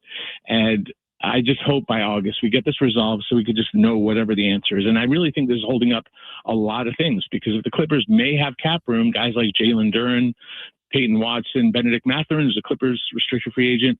All these guys who need a team, even Jonathan Kuminga, anybody you can think of has to look at the Clippers and say, I'm not making a decision until I know if they have to spend like $30, $40, $50 million. that's a pretty big thing right there. So yeah, it's got to be resolved quickly. Would be better, but I do think it's going to take another couple weeks or so until we get into August. I do like the confidence that we'll have LeBron's decision before the NBA's decision on the saga playing out with the Clippers and Kawhi Leonard. Eric, appreciate you taking time for us in San Diego. Enjoyed the conversation. Thanks for doing it. All right, anytime. Thanks for having me. All right, Eric Pincus again covers the NBA for Bleacher Report. Interesting. That whole thing is just dirty. I mean, there was a report. I think it was John Hollinger of The Athletic that was. There could be a training camp coming where Kawhi Leonard is part of the Clippers.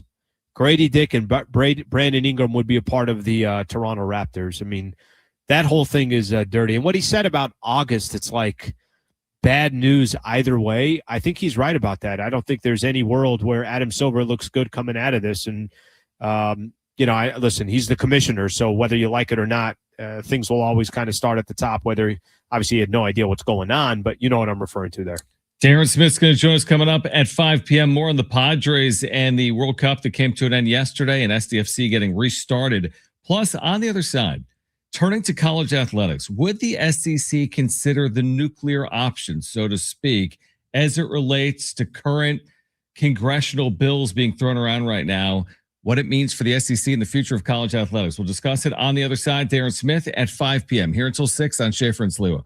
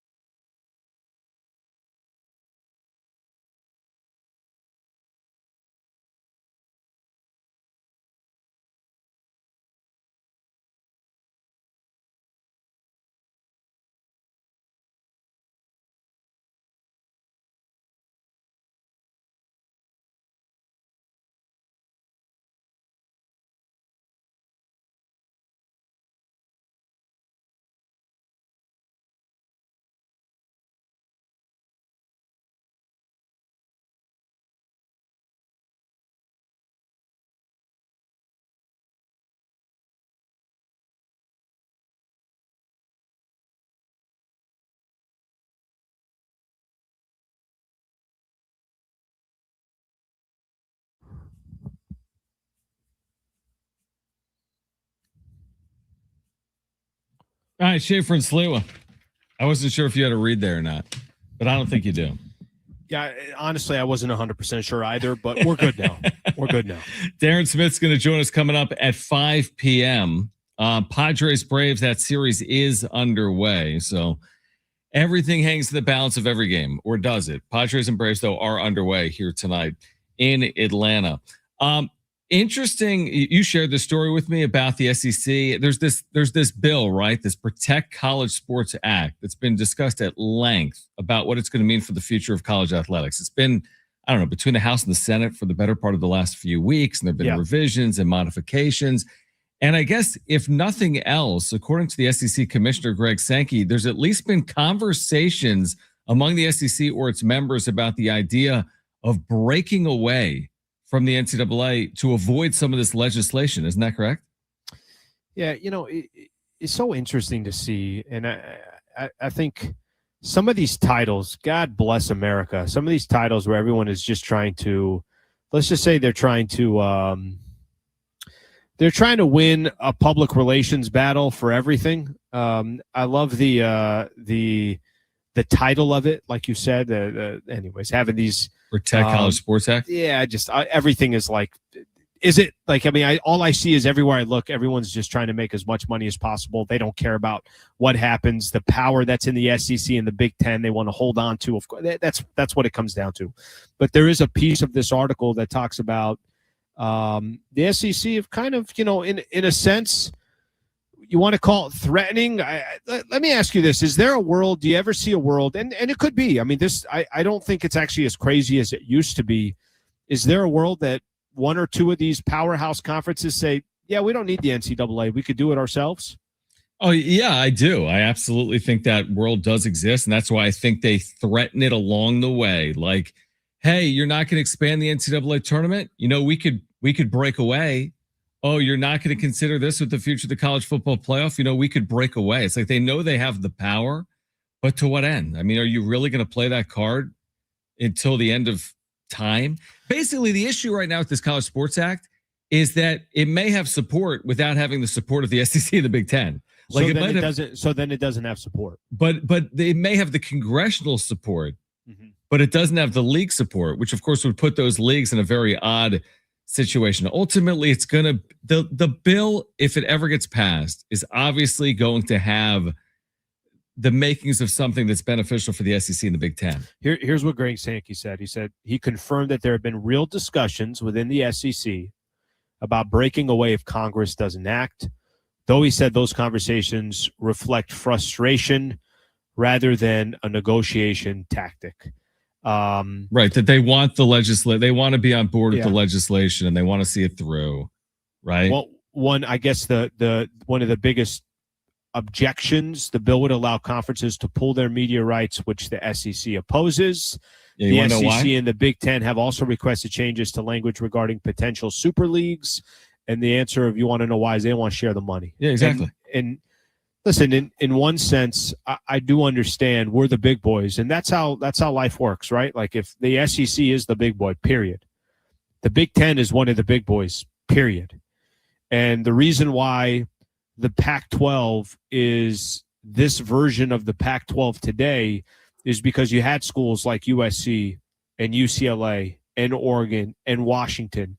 And a lot of this realignment, not that it started when the Pac-12 broke up, but that really kind of fast-forwarded and triggered the domino effect of what happened in college football. A lot of these teams did it because they wanted a bigger share. I think you've always made the bigger argument. You're like, or you've made this argument of like, if you're UCLA, if you're a fan of UCLA, let's say you're an alumni of UCLA, do you like where you are in the Big Ten?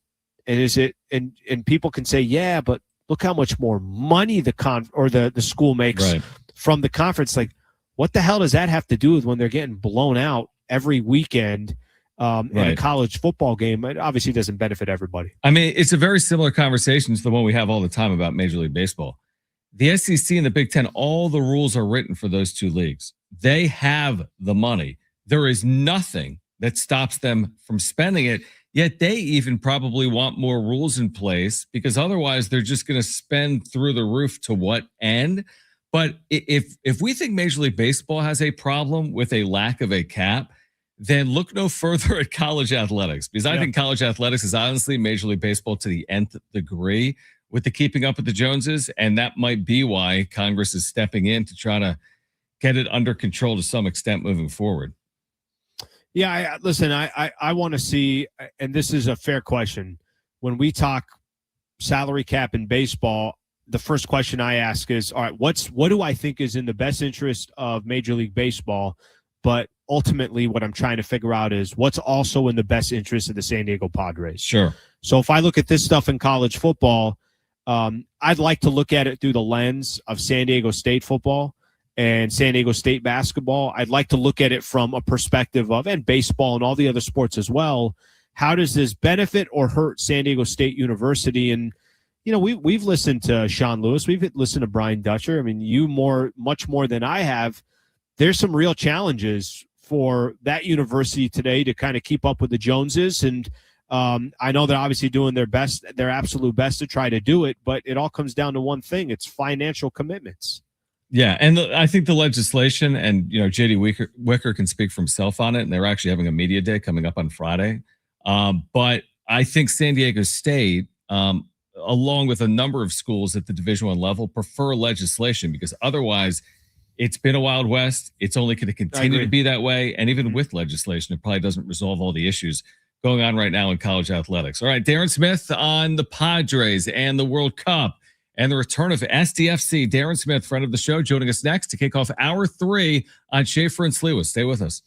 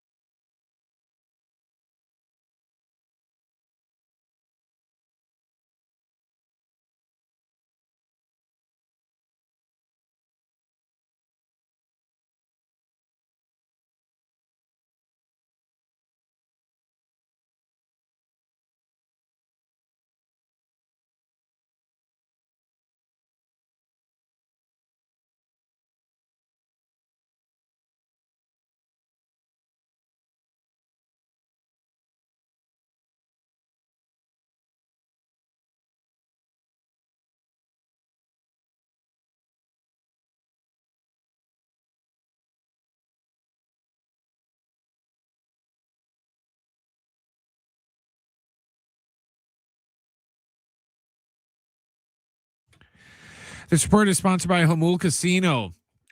The Padres are in Atlanta taking on the Braves right now. We are in the top of the fourth inning. It's 1-0 Padres off of a Manny Machado solo home run. It's JP Sears pitching for the Padres and Bryce Elder going for the Braves.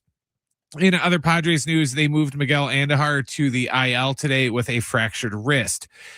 Michigan's athletic director, Ward Manuel, is going to step down at the end of the calendar year. The university announced today they did not announce any suggestions or ideas for his replacement. Make Sundays your summer escape at Jamul Casino's Resort Starlight Pool Parties. Enjoy rooftop views, live DJs, cocktails, cabanas, and poolside vibes all season long. Every Sunday from 11 a.m. to 7 p.m. at Jamul Casino Resort.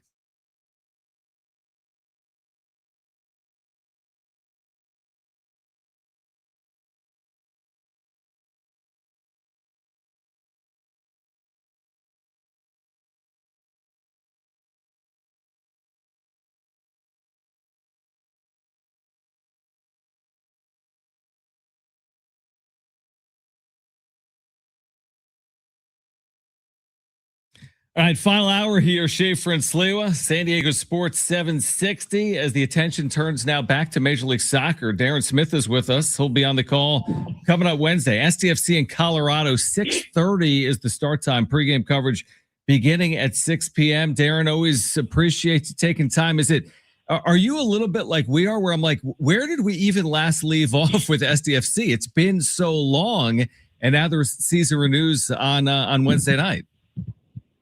Yeah, I know. I was out there a little bit earlier today to do the pregame interview with the head coach, Mikey Vadas, and I said, well, the bad news is our World Cup television punditry careers are over. Now we got to go back to our regular jobs of calling games and coaching games. So, yeah, we took a minute to go over everything that happened right before the World Cup break. It's been like 8 weeks. You know, they last played on May 22nd, 23rd, something like that. So it's been a lot of days. I'm not even an off season between the end of the Western Conference Final and the beginning of CONCACAF Champions Cup, right? So, yeah, I was out there today. It seemed like everybody's in pretty good spirits. Most of the guys are healthy. They're back. I think everybody was acknowledging it was a good time for a team that was going through a little bit of mental fatigue and a little bit of physical fatigue. So, we got 19 games to go. 15 down, 19 more starting on Wednesday. Darren, they certainly got some work to do. SDFC does when they start up on Wednesday. What are you most looking forward to? I mean, as they go through this stretch, like you mentioned, 19 games. What are you most excited about? What are you most looking forward to watching as we get ready to get started? Well, I think if you go back to the beginning of the season, you know, they came out and really, really played well, right? They get through Tigres, Pumas, which was a bit of a surprise. You know, they had a really, really tough draw in CONCACAF Champions Cup, and they started the season really well. And then they kind of got knocked on their backside there in the second round of CONCACAF Champions Cup. And it happens. You know, it's our second season with Major League Soccer, but I was up in Los Angeles. I was watching LAFC play in a CONCACAF Champions Cup match. And so a lot of the media is there. And once they find out I'm with SDFC, they're like, hey, you know, this is what happens. You know, CONCACAF Champions Cup, it's ruined a lot of seasons in Major League Soccer in the past. And I think it's like the rest was good for them. You know, it didn't seem ideal when you looked at it on the schedule, understanding that it was a World Cup break. But I think it's just them getting back to where they were when the season started, you know, knowing that, you know, you do have reinforcements coming. They've added 2 players since the break. They're likely to add another one. There's all sorts of reporting about that. It feels like they're pretty close about adding another designated player type. So I was curious, you know, it's a second-year team, and I'm not going to suggest I thought maybe they would consider mailing it in for the rest of the season. But that tells me, and I think it's a message to everybody, that, you know, they're going out there, bringing in new players. Those are real upgrades, and it's a message to the players. It's a message to the organization and to the city and to the rest of the league that this team doesn't intend to go anywhere. It's going to put its foot on the gas and go. Darren Smith with us right now. And again, SDFC Colorado coming up Wednesday at 6:30 right here on San Diego Sports 760. Pregame coverage beginning at 6 p.m. I want to get your thoughts, not just on the World Cup in general, but specifically on the way yesterday played out. What'd you make of the match between Argentina and Spain, and ultimately Spain bringing home the trophy? Yeah, I mean, I was not one that I think you'd really want to go ahead and rewatch. I remember thinking at the end of regular time, like, I don't know, do I want to watch another 30 minutes of this? It wasn't one, but it's oftentimes, in finals, whether it's a World Cup final or any sort of cup final, you see teams that play a little cautious. Nobody wants to make that early mistake. Low scoring sport, right? So teams, and I don't think Spain is too guilty of this. They play a style that they wanted to play, and the ball just wouldn't go in the net for them. But, I will say, I know a lot of people are critical of this game. I understand to a certain extent, but the tension was there. Like, I'm watching this going, Spain is miles ahead of Argentina in this game. Like, they are, and it doesn't even feel close.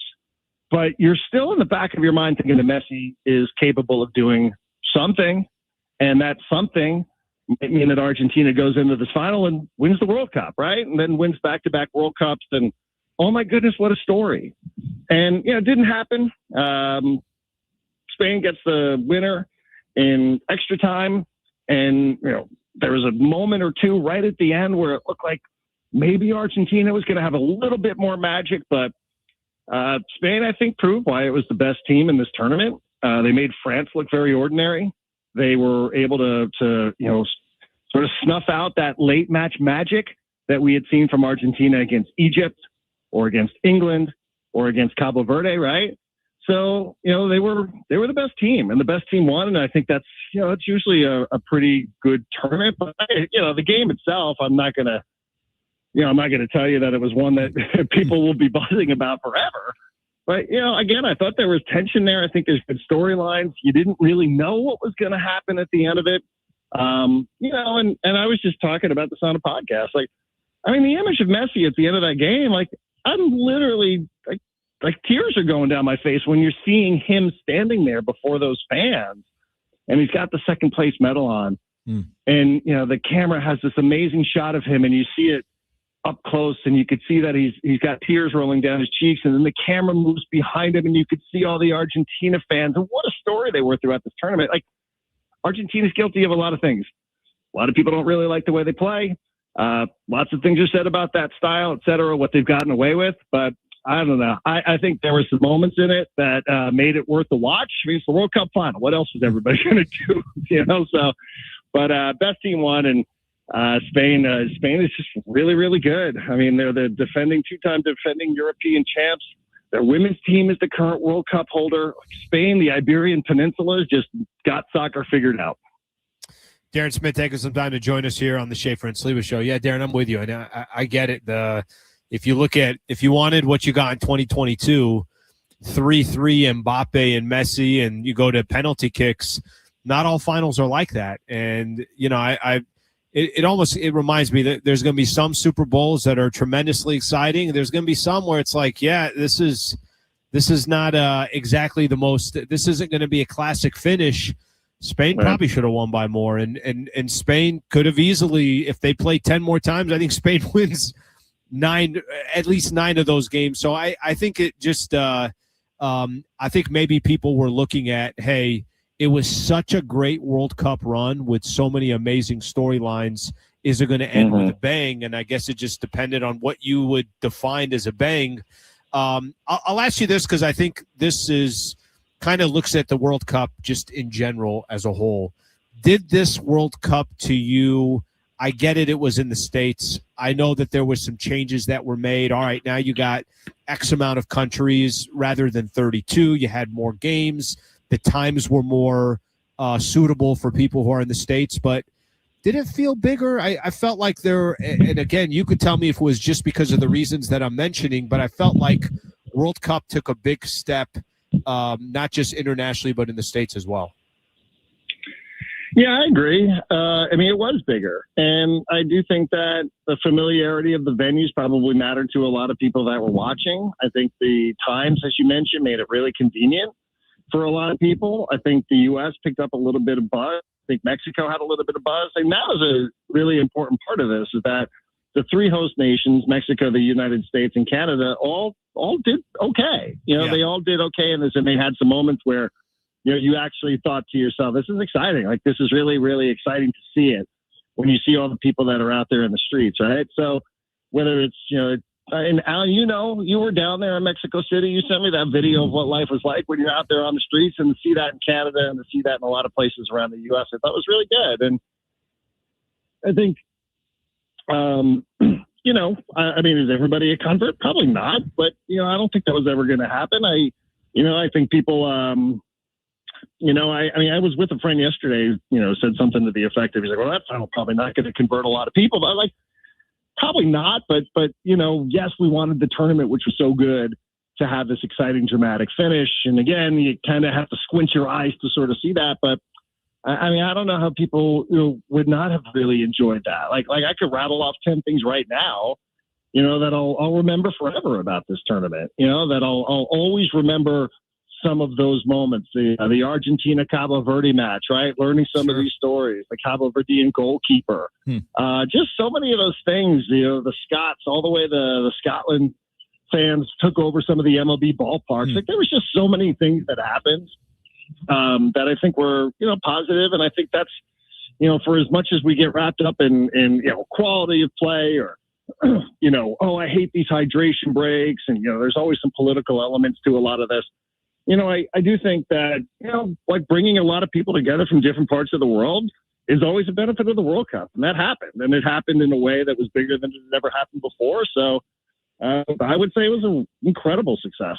I would say they might want to move the Marlins to Scotland, because I think the Marlins' largest crowd of the decade was when Scotland was in Miami. They really haven't been the same since, have they? I mean, listen, we got John Schaefer and Alan Sliwa to get on an airplane and go to Monterey. Like, that is a big deal. And I'm not just saying that because I'm on the show. Like, that is a big deal. And John talking to you a little bit and Alan talking to you a little bit about your experiences there. Like, as somebody who follows this closely and follows MLS closer than most people, like that makes a lot of us feel good that you get a glimpse into what it is that we all love about the sport and why we get up at insane hours and follow these teams from all these different regions and such. It was 100%. I'm with you, man. You can see, I mean, it was just incredible to experience, and you could see why it's so beloved by so many around the world. We can't let you go without asking about the Padres. Now, what are we asking? I don't know. On one hand, they pulled within 2.5 games of a wild card spot. On the other hand, they lose the series to the Kansas City Royals. I mean, how do you look at the Padres today, Darren? Well, I mean, I think that's such an interesting question because, it's a question that I would love to ask AJ Preller is, what's your barometer here? Is it your record or is it the standings? And this never ending buy or sell conversation that we all have on all our different platforms. Right. What is it that's going to convince you where you are in the standings or what your record is? Because like you said, you lost 2 out of 3 to one of the worst teams in all of Major League Baseball, but picked up a game. So, is that a good weekend? I don't think so. I just don't. I mean, that doesn't give me, I think they probably deep down, probably have a number in mind of where they want to be before the deadline. Not in terms of games back, but in terms of how many games have we won. I think that's probably going to be the approach. But if everybody else is just going to keep losing, maybe your approach changes. I'm personally a record guy. So, hey, listen, okay, other teams lost this weekend, great. But the Padres lost 2 out of 3 to the freaking Kansas City Royals. Like, I just cannot feel good about that. So I'm going to go with the record. And I think there are people there who probably have a number in mind. Maybe it's, I think they think it's going to be 85, 86 wins, somewhere in that vicinity. And what that means for you as you approach the trade deadline is, maybe 57, 58 games, 58 wins. So can they get there? I don't know. But I would pay more attention to the record than the standings myself. Darren, I'm going to squeeze one more quick one here. What's it say either way if they kept Mason Miller or if they traded Mason Miller? What would that – just give me both sides, what it would indicate to you? Well, if they trade him, it tells you that, they have some real internal questions about how to build for the future. If they keep him, they just means they're not getting the offer that they're looking for, unless they're just going to say we're not accepting any calls on him. I would guess the Preller probably sets a pretty high price tag on him, and he sees, if he can get anybody to bite. I wouldn't personally want to do it. I'm a closer guy. I know in modern baseball, this is considered one of the most overrated roles in the entire sport. I believe in it. I believe that Trevor Hoffman was really valuable. I believe that Mariano Rivera was really valuable. So I hope they keep him personally, unless this thing completely falls off a cliff and there's some opportunity that you just can't say no to, if that's moving a big contract or what have you. But I think if they trade him, it just became an offer that they couldn't say no to, and it's an opportunity for them to maybe take a step back and bring in some pieces here that could help this thing short-term and long-term. And if they keep him, it just means they didn't have their socks knocked off by anybody. Darren, always appreciate it, man. We're looking forward to the Major League Soccer season getting back underway Wednesday for SDFC in Colorado. 6:30 start time, pregame at 6 p.m. Appreciate you, Darren. Thanks as always, man.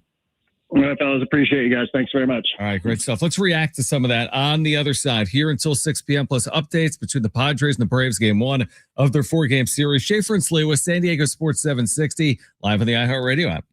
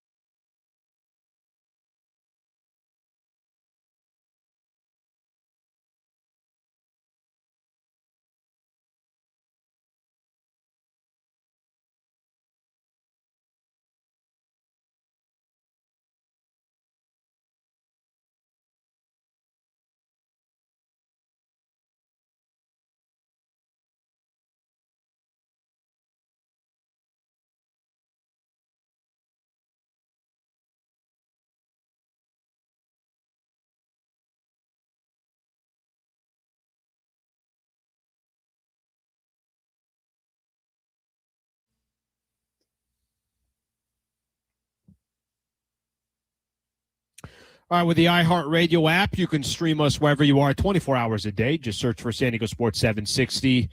Stream us live all day, every day. You can leave your comments for us using the TalkBack microphone. Tell us what you liked, what you didn't like, what you want us to talk about.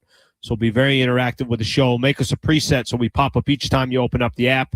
San Diego Sports 760, always live on the iHeartRadio app. I started looking at possible players you could move for Tarek Skubal when the Padres took a 1-0 lead, and now I'm looking at the candidates to be trade partners for Mason Miller now that the Braves have taken a 2-1 lead. Life of a Padres media member or fan here in the middle of July.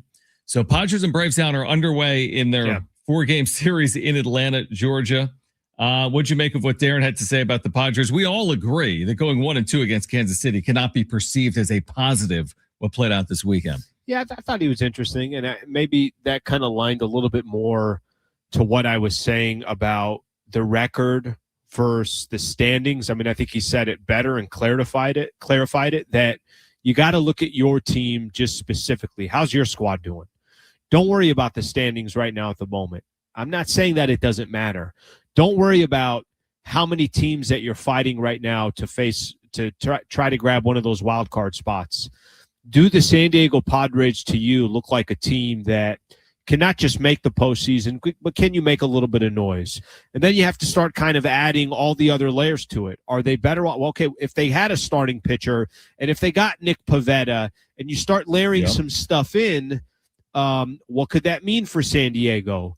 But I like what he said about, at the end of the day, pay attention to their record and less the standings. I know it's impossible to do so, but I get that makes sense. Why he's putting it that way. And I agree. And I think it goes back to kind of the conversation we started the show with, which is you win some games here, you're going to be inclined to not sell off parts or potentially add to it. And you lose some games here. I mean, I don't know how simplistic it is or how complicated it ultimately is, but you're going to look at where you stand on the final day of July or the first couple of days of August. And if you feel like your record's good enough, you go for it. And if you feel like your record isn't good enough, you sell off. I think it might be as simple as what they look like in 10 or 12 days. Let me, based off of what you've seen, what can you walk away this season? Where can you walk away and say, let's say the Padres, let's say they didn't sell. Yeah. They buy a couple of pieces, nothing major.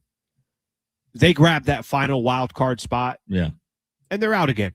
3 games, they're out. It's kind of the same thing as it was last year with the Chicago Cubs, against the Chicago Cubs. What would you make of the season? I mean, I prefer it to the alternative. I think you and I agreed, and I think a lot of Padres fans felt this way. Like, the goal to start the year was to get in. Mm-hmm. So if you can get in, you're at least accomplishing something. Now, I want to see them go further, just like all Padres fans do. I really do. And I don't think the way they're constructed, they have a huge opportunity to do that currently, to go further. But I prefer they're in than not. Of course, if you know the answer to the test, or if you know the final chapter of a book, maybe that changes your opinion, because then you have that hindsight situation. But if you told me right now they're the 6th seed and they're going to Milwaukee for 3, or they're going to Atlanta for 3, I prefer it than starting the offseason September 30th, I guess. Yeah, I the only reason why I say that, it's at what cost? Right. And I agree with that.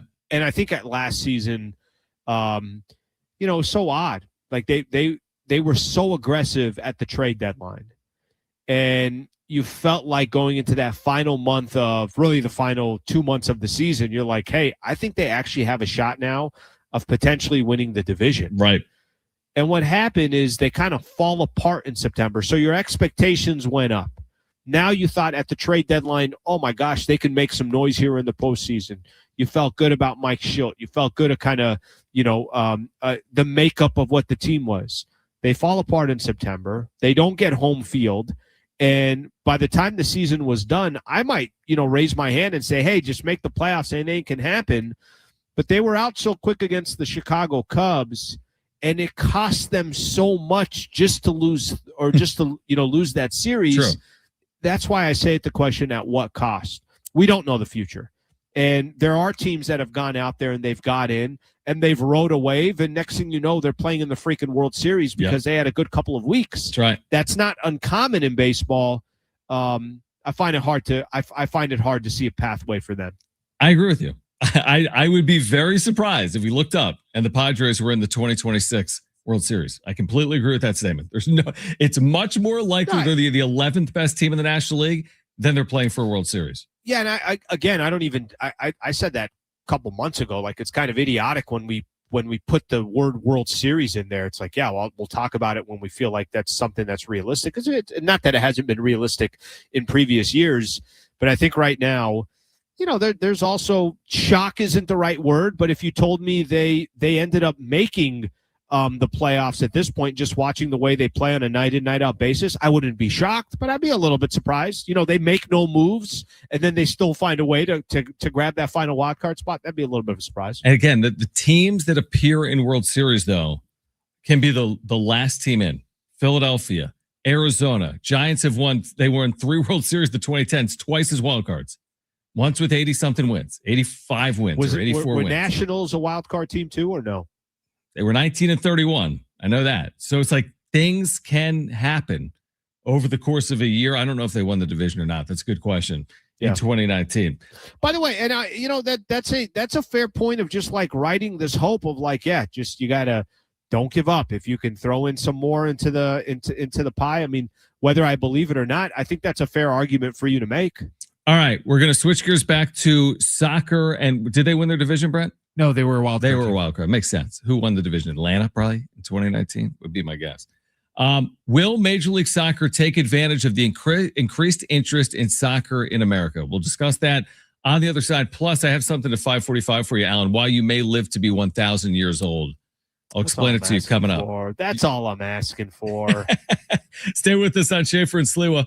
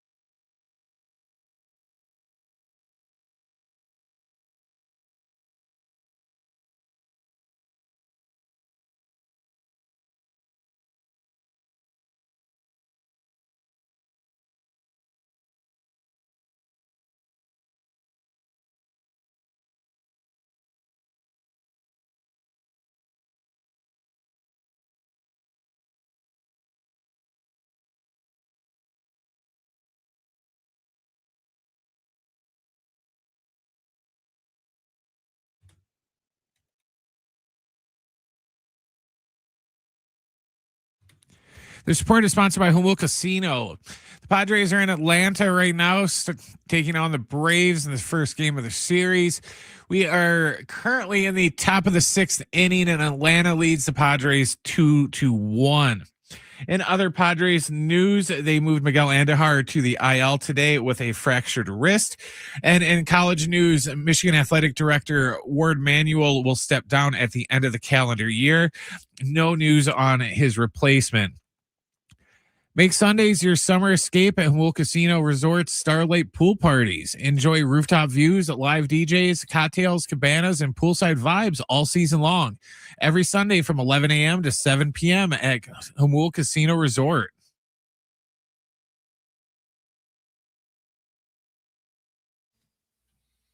All right, Schaefer and Sliwa, San Diego Sports 760. Here's my general question, Alan.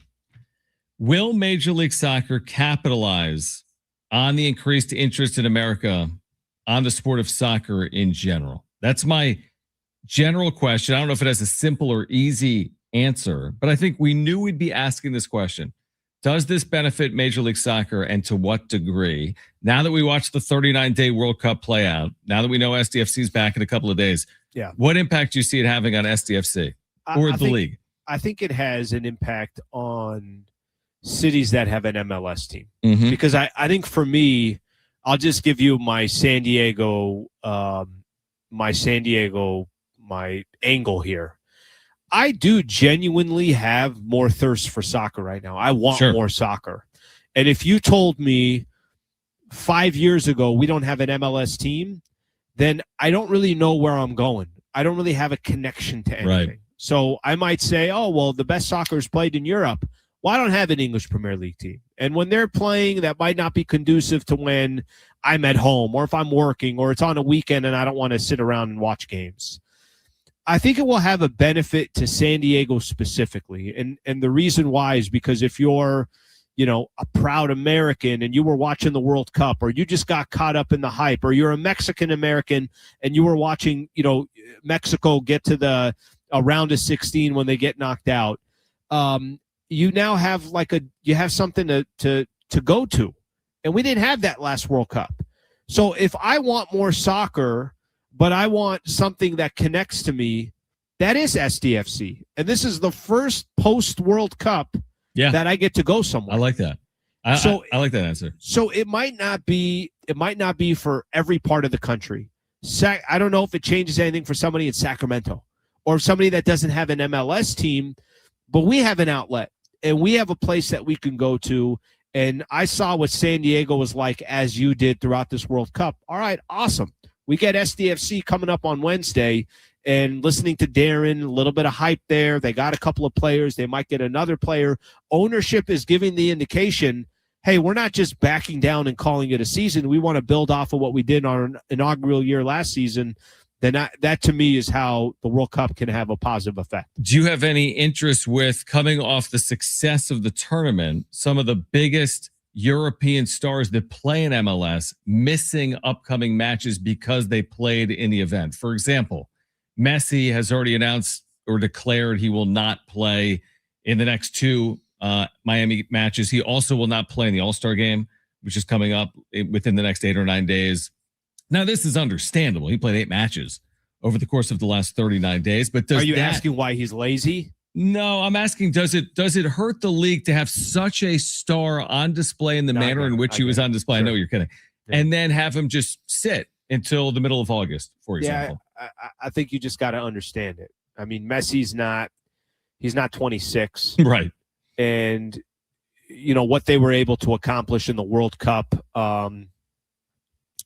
he's had a pretty incredible run. Amazing. So I understand it. Yep. Would I be I don't know Miami's schedule right off the top of my head, but if you told me Miami had a game and it's in New York and, you had bought tickets, or that game's in Philadelphia and you had bought tickets, or it's in Kansas City, that's a tough pill to swallow. Don't get me wrong.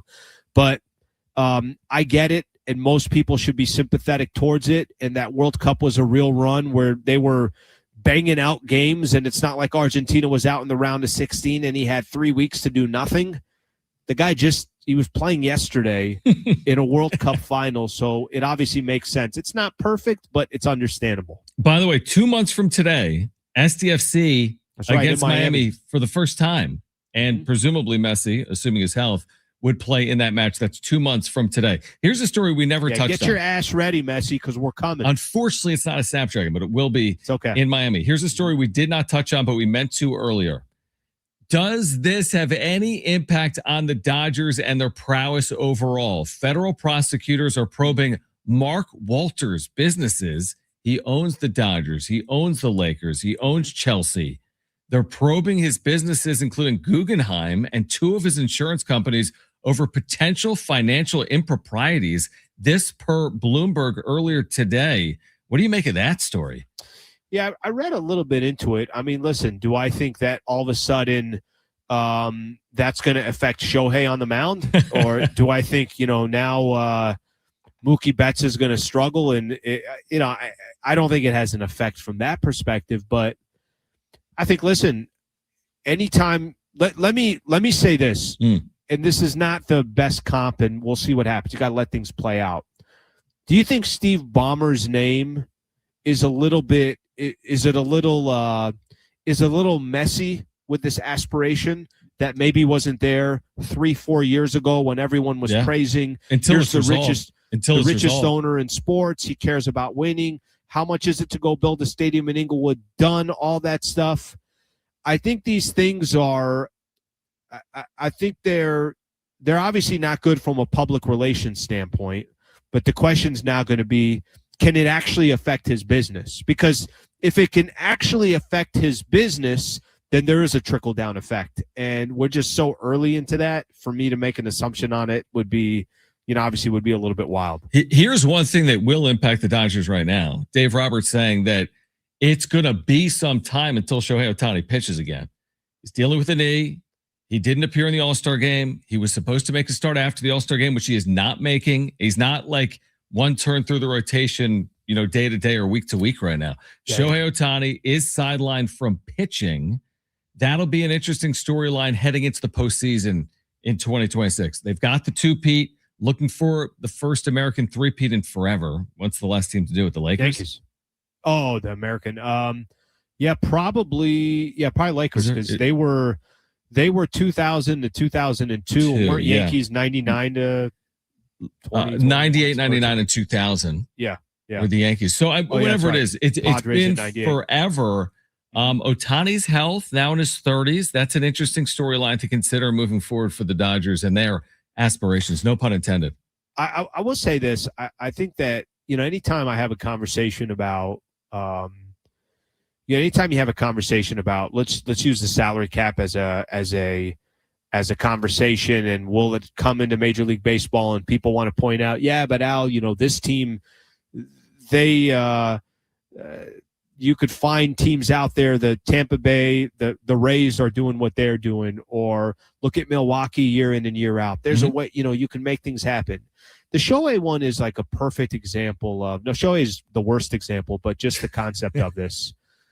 What the Dodgers never have to do is be in a true race to get to the postseason. Right. That there's a big enough advantage.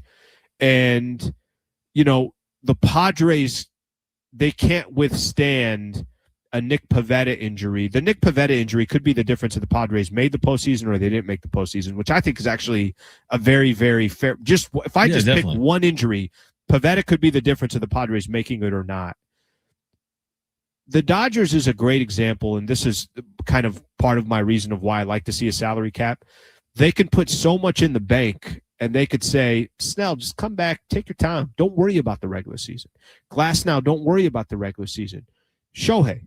And now if Shohei's got a real injury, we'll see what happens. But there's no rush with any of their players. And a lot of it, it's like, is it a necessity or is it a luxury?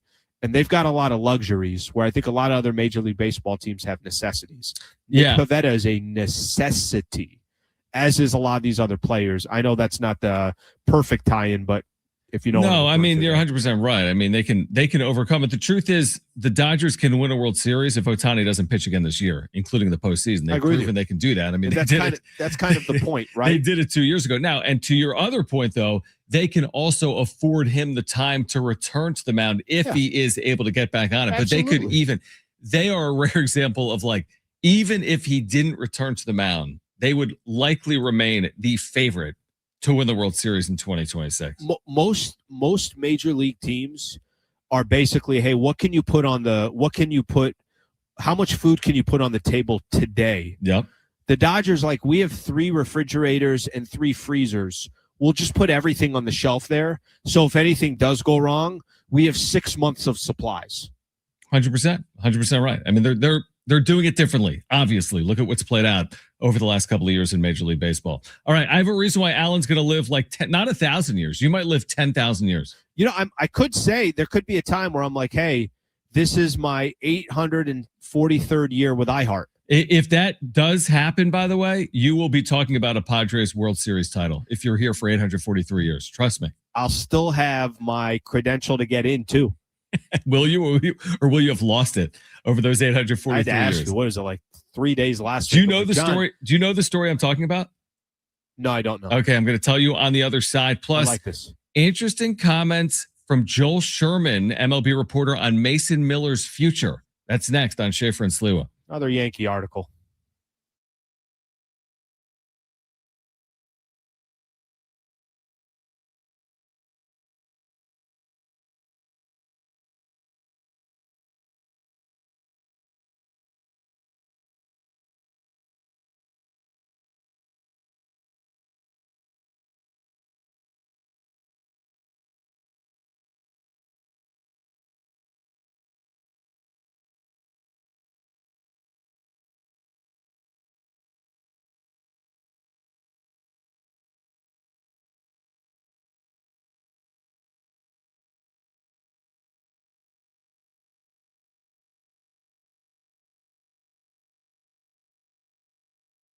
Hey guys, it is Schaefer again for my friends at the all-new Jamul Casino Resort, the Players Place.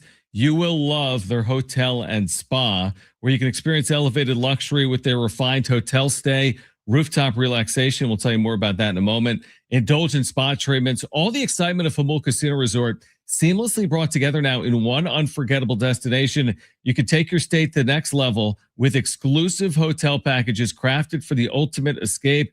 You'll love Starlight Pool, next level chill, soak up the sun, soak in the views at San Diego's ultimate rooftop pool. Day passes starting at just $40. So grab your friends, relax, and make it a pool day too. Remember, while you're at Jamul, make sure to check out all the dining options, including Jamul 23 with their lobster buffet every day.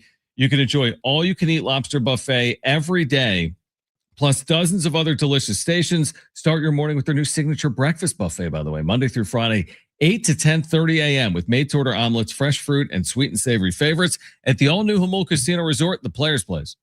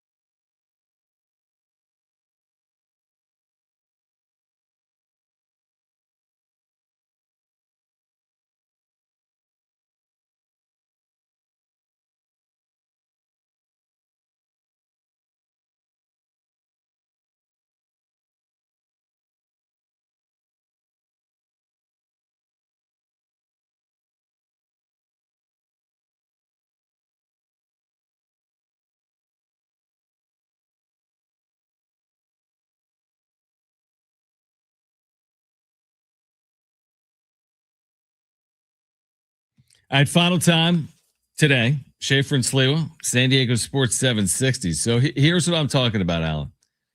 You may live, I don't know if there's like a Marvel movie like this where one of the characters just lives forever. I don't know anything about movies. Brent would have to tell me. But did you see the report today from the American Heart Association that drinking up to five cups of coffee a day is not only safe for most adults, but it may be linked to a lower risk of stroke, diabetes, and heart failure. This is nothing. And I saw you earlier today on, I saw you with a little cup of coffee earlier. Yeah.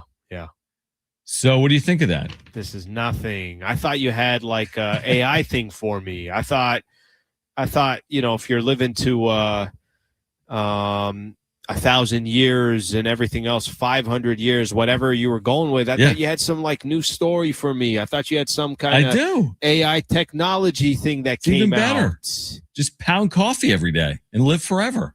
Thought I'm putting a chip into my system and we're going to keep this thing going for a couple hundred years. By the way, is there anything more controversial over the hundreds of years than coffee? 1 year, coffee's bad for you, man. Another time, it's good for you. Yeah. I feel like they've gone very back and forth over my lifetime on the pros and cons of coffee. What is it? There's like wine. It's like, a glass of wine. It's great for you. And then it's like, all right, I don't know. Think of whatever it is. There's so many different things that you could think of. It's like plant-based. No. You gotta have meats. You gotta this. I don't know what the hell to believe. Yeah, I agree with you.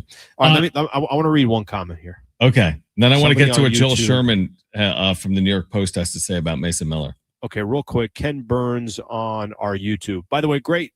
I got to do a better job here, so this is on me. There's a lot of good comments here on YouTube that we got to incorporate into the show. Ken says the Pivetta injury isn't the only thing standing between the Padres and a playoff spot. That's a ridiculous assertion.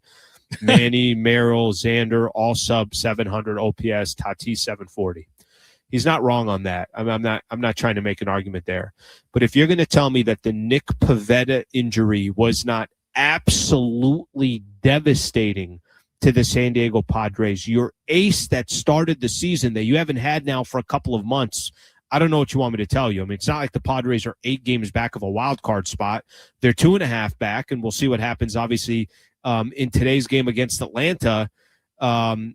John, you think I'm being dramatic here when I'm saying that, I think he's the biggest. Nick Pivetta is – if you had a healthy Nick Pivetta all season, I don't think the Padres are sitting where they're sitting. I agree. I think he's been the biggest piece of the puzzle that they haven't had. Charles and hit this year has nothing to do with his health. You know what I mean? Like, he's been in there. The Pivetta story is different because he's missed time. These other players have underperformed. Nick Pivetta has missed time. Listen to this from Joel Sherman, though. And it's not audio, but he writes and states that he believes Miller will be in play, and if he is, the Yankees are interested. Now, we know that. He said if they can't land the plan on Miller, because there's going to be other teams in on Miller, they're in on Morahone. If they can't on Morahone, if Jason Adam or Jeremiah Estrada are healthy, they'll be in on those two pitchers as well.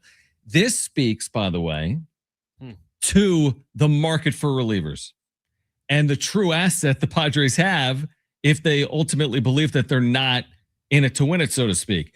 It is such an amazing market in terms of selling off these types of pitchers because there's going to be so much command for these players, whether it's Tampa, Milwaukee, the Yankees, the Dodgers.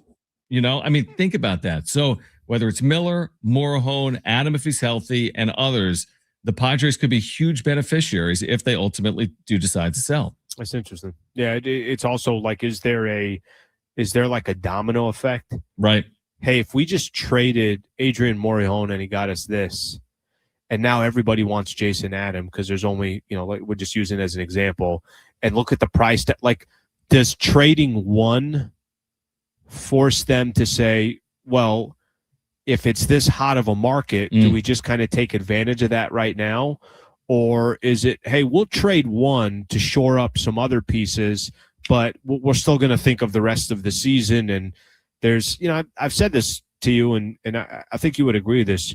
I don't know of another team that's in a position like the Padres are in. I know we're probably just stuck into this lens, but think about it. They have potential guys that can come back. You have a roster that's trying to win right now. You're in the middle of this sale. Like, there's so many factors that go into the San Diego Padres. You just traded for Mason Miller, and a year later, you're looking to potentially shop him again. Yeah, it's unique, and I don't think it's ideal. I promise you that. But I do agree with what you said, that there's two scenarios. You could move Miller and hold on to your other pieces and say, all right, we still have Morejon for the rest of the year. He could be our ninth inning guy. Maybe we could still make something over a final 60 games. Morejon's the one that goes. And you hold on to Mason Miller. Or Morejon goes, or maybe they all go, because the return is so significant if you move 2 or 3 of these pitchers in your bullpen that it's a true benefit to you in 2027 and beyond. So, in fact, Joel Sherman went on to say from the New York Post, if you're a Yankee fan, root for the Yankees to win and the Padres to lose. Because once the Padres know what they're doing, that's when these pieces become available to teams like the Yankees, who are true contenders. Thanks, Joel. Yeah, thanks, Joel. We appreciate you saying that. How about this? How about we just root for the Yankees to lose and that SD finds one of those wild card spots, okay? Yeah, again, to me, what is much preferred. I don't care what the Yankees do. I really don't care. No, and I don't like seeing the Padres as a Yankee farm system, which I didn't love. The whole Soto was destined for the Yankees that offseason. I agree with you, but I'll just go back to one thing. They didn't keep Juan Soto. So, when the dust settled, can they look back at that trade and say, hey, that worked out perfect? The only thing I attached to the Padres and Juan Soto was not that he got sent to the Yankees, was what the Padres gave up to get Juan Soto. That one hurts so much more than Juan Soto getting traded to the Yankees, but I understand what you're saying. If the Yankees are so desperate for a closer, wouldn't the Padres be better off holding on to Miller because they have control for another couple of years, and then just dealing Morejon and maybe both him and Adam to the Yankees? Maybe not going to get the same return, but yeah, that's a possibility. The one thing about this Soto trade to the Yankees, by the way, I think the Yankees played it perfectly, because who wants to sign Juan Soto? Like, the Mets gave Juan Soto what, $600 or $700 million. I think the Yankees played their hand actually pretty well. They gave up a good amount to get him, but they got to a World Series with him. So, but John, they were trying to pay him too. Yeah, but I think at the end of the day, it's like these long-term Padres contracts. Who's the big winner? The team that doesn't sign them, potentially. But yeah, you're right. Sure. You're right. They were in on him. All right, let's do it again tomorrow at 3 p.m. here on 760. If you missed anything today, sportssd.com or the iHeart Radio app. We're back tomorrow at 3, full reaction to Padres-Braves Game 1. For Brent and Alan, I'm John. Keep it here. Schaefer and Sliwa, San Diego Sports 760, live on the iHeart Radio app. Peace.